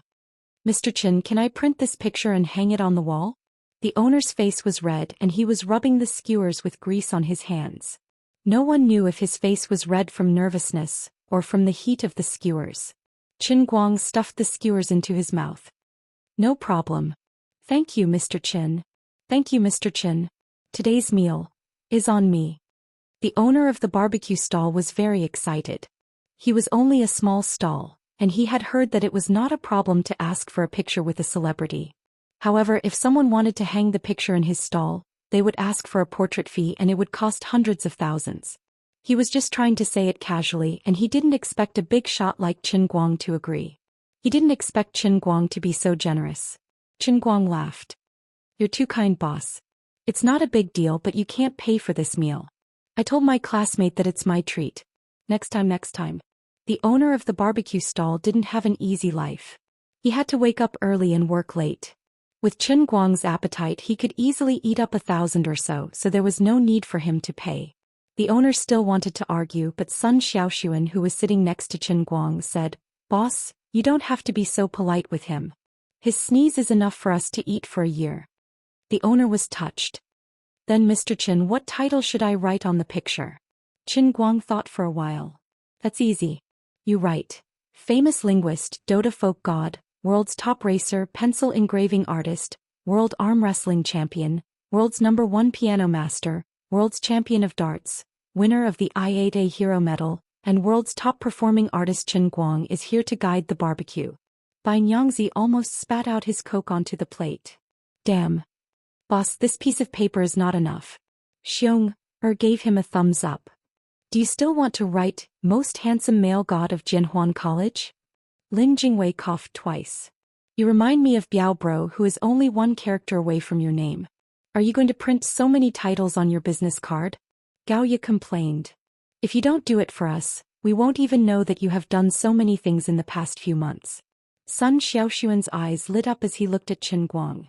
In the past, he liked Qin Guang's stubbornness, his sense of responsibility, and now he liked Qin Guang's talent. He was like a bottomless pit.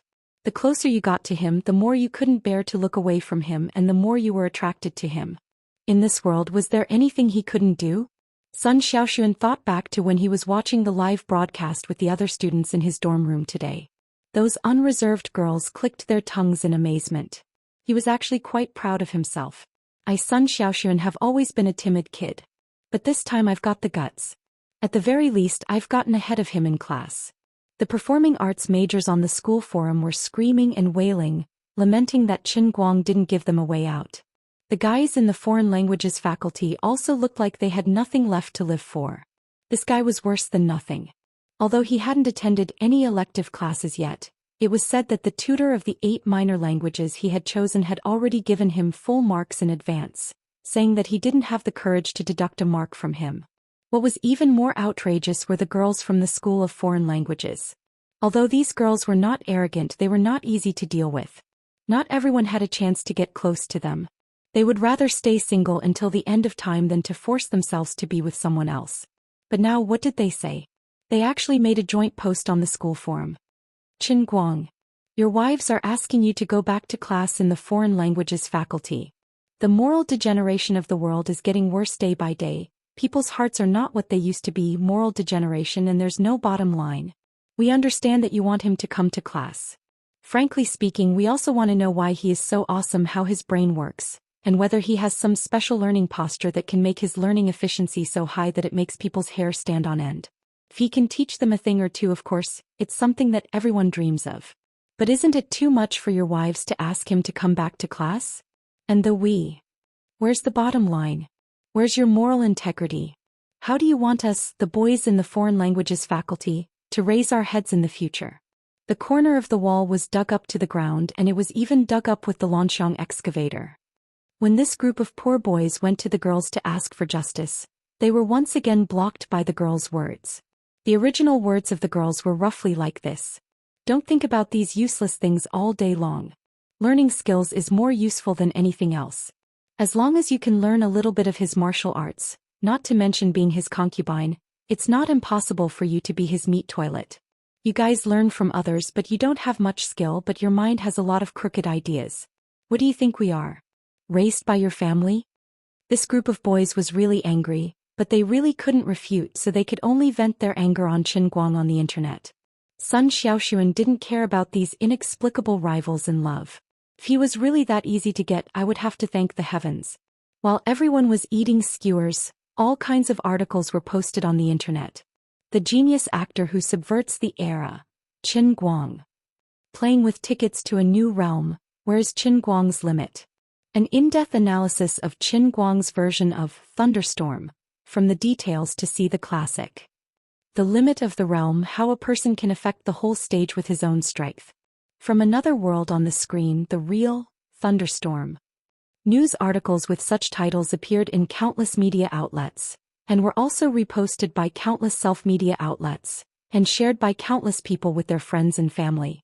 What was even more unexpected was that Deng Xiaojiang, who had always stayed out of these entertainment matters, also posted an article on his social media account. He said, looking at Qin Guang's version of Thunderstorm, as a director who once directed Thunderstorm, I feel like I am a toddler learning to walk. After a while he actually posted again, seeing the words is like a face, seeing the shadow is like a person, seeing a person is like seeing a world, recalling Thunderstorm feelings.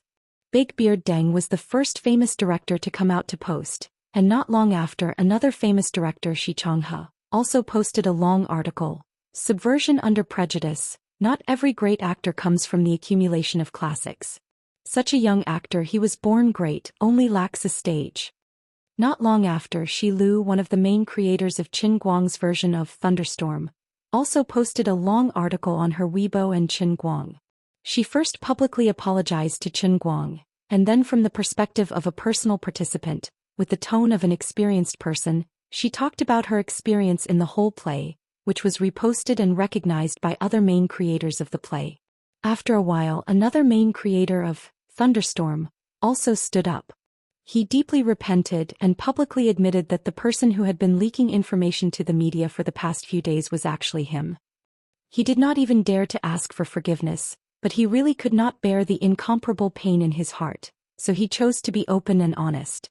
How long does a young actor need to prove his acting skills?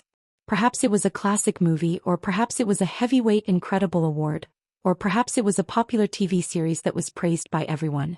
But no one had ever thought that there would be such a person on stage for the first time. With just one play, 3.5 hours, he was able to turn the tide of public opinion that was ridiculing him, slandering him, and ridiculing him into worship in an instant. But Qin Guang did it effortlessly. He even started to figure out the script 4 hours before he went on stage. But his success not only did not let people see the art of acting clearly, but it also made people worship this art from the bottom of their hearts. But this was the biggest advantage of Qin Guang. No matter how much trouble there was outside, he was still himself. Countless people's gazes were focused on him, and countless people were cheering and jumping for his subversive performance, feeling that he was a celestial being. He was walking out of the barbecue stall with a few of his classmates. Stepping under the moonlight outside of Wujing University, he was joking with Lin Jingwei and the others from time to time. Otherwise, he would use his broken gong-like voice to sing loudly. He was changing himself every moment, and he was also affecting the world, but in a sense he had never changed. He had the calmest heart, never moved by external things. Chapter 958. Are we really going to wake up the two guards? Standing under the school wall, Gaoya looked at her watch. It's already past 2 in the morning. I'm a little embarrassed. Bai Fan climbed up the wall like a monkey. It's not worth it. We've climbed this wall hundreds of times. I can do it even with my eyes closed. He smiled proudly and jumped down. Whoosh. He was so pleased with himself that his clothes got caught on the sharp awl of the fence. He looked like a piece of cured meat waiting to be dried in the winter. F***ck. My clothes. Bai Fan screamed in a low voice. Qin Guang and the others were overjoyed. You should thank the heavens. You should be thankful that I didn't strip you naked.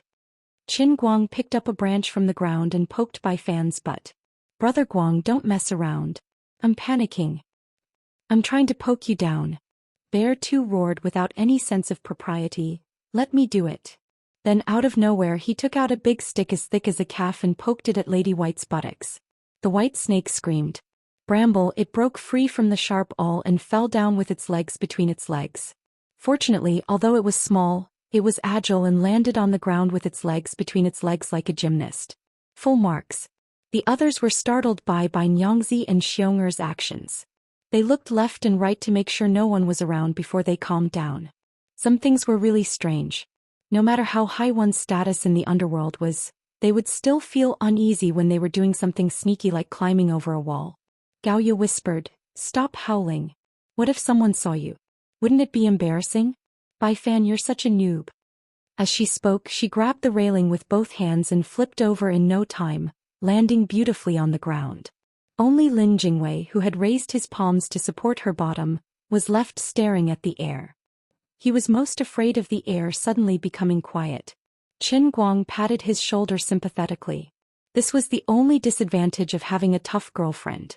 He wanted to take advantage of her, but he didn't even have the chance to take advantage of her. Next, Xiong'er and Lin Jingwei flipped over one after the other, leaving Qin Guang and Sun Xiaoxuan outside.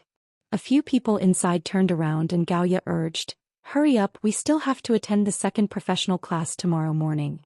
Sun Xiaoxuan nervously glanced at the big hole in Bai Nyangzi's clothes and said in a low voice, I'm a little scared." Gaoya rolled her eyes. "Don't bother if you're afraid. Didn't the security guard say that the hotel above Xianxia is quite good?" Lin Jingwei nodded. "Yeah, that's right, especially the love room. It's awesome." Gaoya smacked him on the forehead. "Who asked you to tell me? Tell me. No one will think you're mute if you don't talk. No matter how awesome you are. How awesome are you?" Sun Xiaoxuan blushed and Qin Guang rolled his eyes. He turned around to look at Sun Xiaoxuan, intending to help Lin Jingwei out of the situation. However, Qin Guang never expected that his heart would thump when he looked at Sun Tao's face. Although class monitor Sun's face was red, his eyes were glowing. He didn't know why, but he was a little flustered and felt sorry for her. "Forget it, I'll give in first. I'm not in the mood for that right now." Sun Xiaoxuan saw that Qin Guang was looking at her with a thoughtful look on his face, and thought that he was really considering taking her to do something at this time. She wanted to be reserved, but when the words came out of her mouth she said, I really don't dare to flip. My clothes are looser than Bai Fan's. It would be troublesome if they got caught." Hearing those words, Qin Guang was shocked. Since when did class monitor Sun become so bold? She was obviously implying something. He couldn't let her continue, so Qin Guang decided to send her over. He coughed lightly and said, "It's just a small case. Do you want to see the power of a martial arts master?" As he said this, he put his arm around Sun Xiaoxuan's waist. According to his plan, he would be able to take her from one side of the fence to the other side in a whoosh, just like in the movies. Unexpectedly, Sun Xiaoxuan's body softened when he put his arm around her waist. Her face turned even redder and she subconsciously put her arms around his waist. Almost half of her body was pressed against his. "There are a lot of people here. Don't say that. I'm embarrassed." Qin Guang, who was about to take a breath, almost lost his breath. "What are you thinking?" Sun Xiaoxuan looked back at him. Although her face was red, she still plucked up the courage to ask, I know you are very powerful, but it doesn't matter. I can do it." Her voice was getting lower and lower, almost like the buzz of a mosquito. If it weren't for Qin Guang's sharp ears, he wouldn't have been able to hear her clearly. The people behind the fence had already turned around and were about to leave. Gao Yi giggled, Go, really go. We will definitely keep this a secret for you. Girls can't be kept at home when they grow up." Qin Guang finally came to his senses. "I'm not talking about how powerful you are. I'm not talking about how powerful you think I am, okay? You're quite open-minded. What are you thinking about? That's what I'm talking about." He couldn't delay any longer. Otherwise, the situation would get out of control. Qin Guang tightened his grip on Sun Xiaoxuan's waist. He hugged her tightly and his feet bounced off the ground. Lin Jingwei, Gao Ye, Bai Fan and Xiong Jinka had just turned around and were about to continue teasing them. Qin Guang held Sun Xiaoxuan with one hand and lifted her up into the air like a rocket. The two of them rose until they were about 3 meters above the ground before they stopped their upward momentum. Just as they passed over the railing, they gently landed on the ground inside. Half of Sun Xiaoxuan's body was still hanging on Qin Guang. She blinked her eyes, not understanding what was going on. The others were also dumbfounded. The slow-witted Sun Xiaoxuan finally opened his mouth and screamed. Fortunately, Qin Guang moved quickly and covered her mouth. "Don't scream. It's not a big deal. This is Qinggong. It's Qinggong. It's like what you see in TV shows every day." After a long while, he finally calmed Sun Xiaoxuan down. The others had already rushed back and looked at him as if he was a monster. "My brother, you're amazing. Where did you learn it?" The white lady was startled and flustered. Rushed up and kneeled on the ground. "Hi, teacher. Please accept my disciple's bow." Lin Jingwei already knew about his skills. In order to cooperate with the others, he could only pretend to be shocked. However, with the precedent of Xiong Air instantly acknowledging a master in front of him, Lin Jingwei was actually somewhat moved. However, he knew more than ordinary people. He understood that wanting to learn inner strength at his age was practically a pipe dream. In the end, he endured and didn't embarrass himself. Gao Ye squinted her eyes and moved closer. "You've accidentally let something slip again. Qin Guang, just how big a secret are you hiding? Tell the truth and you'll be lenient. Resist." Sun Xiaoxuan had been released by Qin Guang. He turned back and looked at Qin Guang expectantly. She had wanted to ask Gao Ye the same question, but she was too embarrassed to ask. Flicking his newly grown hair, Qin Guang continued, "It looks like I have no choice but to admit it now." "What?" Everyone looked at him eagerly, feeling that what he was about to say next might be a big secret. "Actually," Qin Guang purposely dragged out his voice.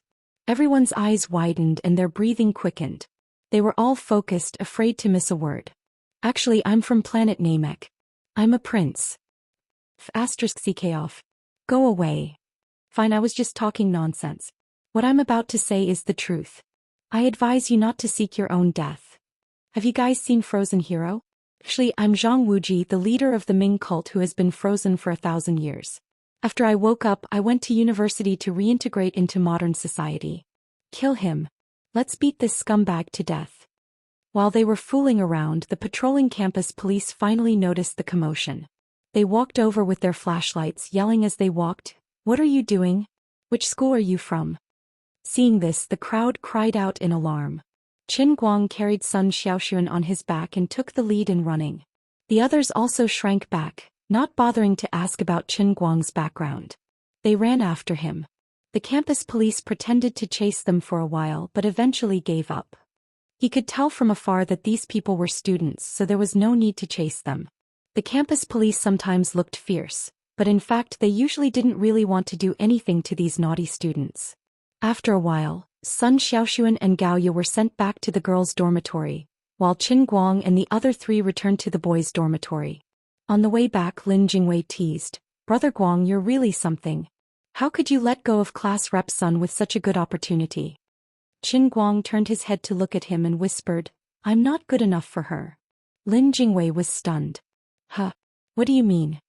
Shrugging his shoulders, Qin Guang pointed at his left chest and continued, "You understand me.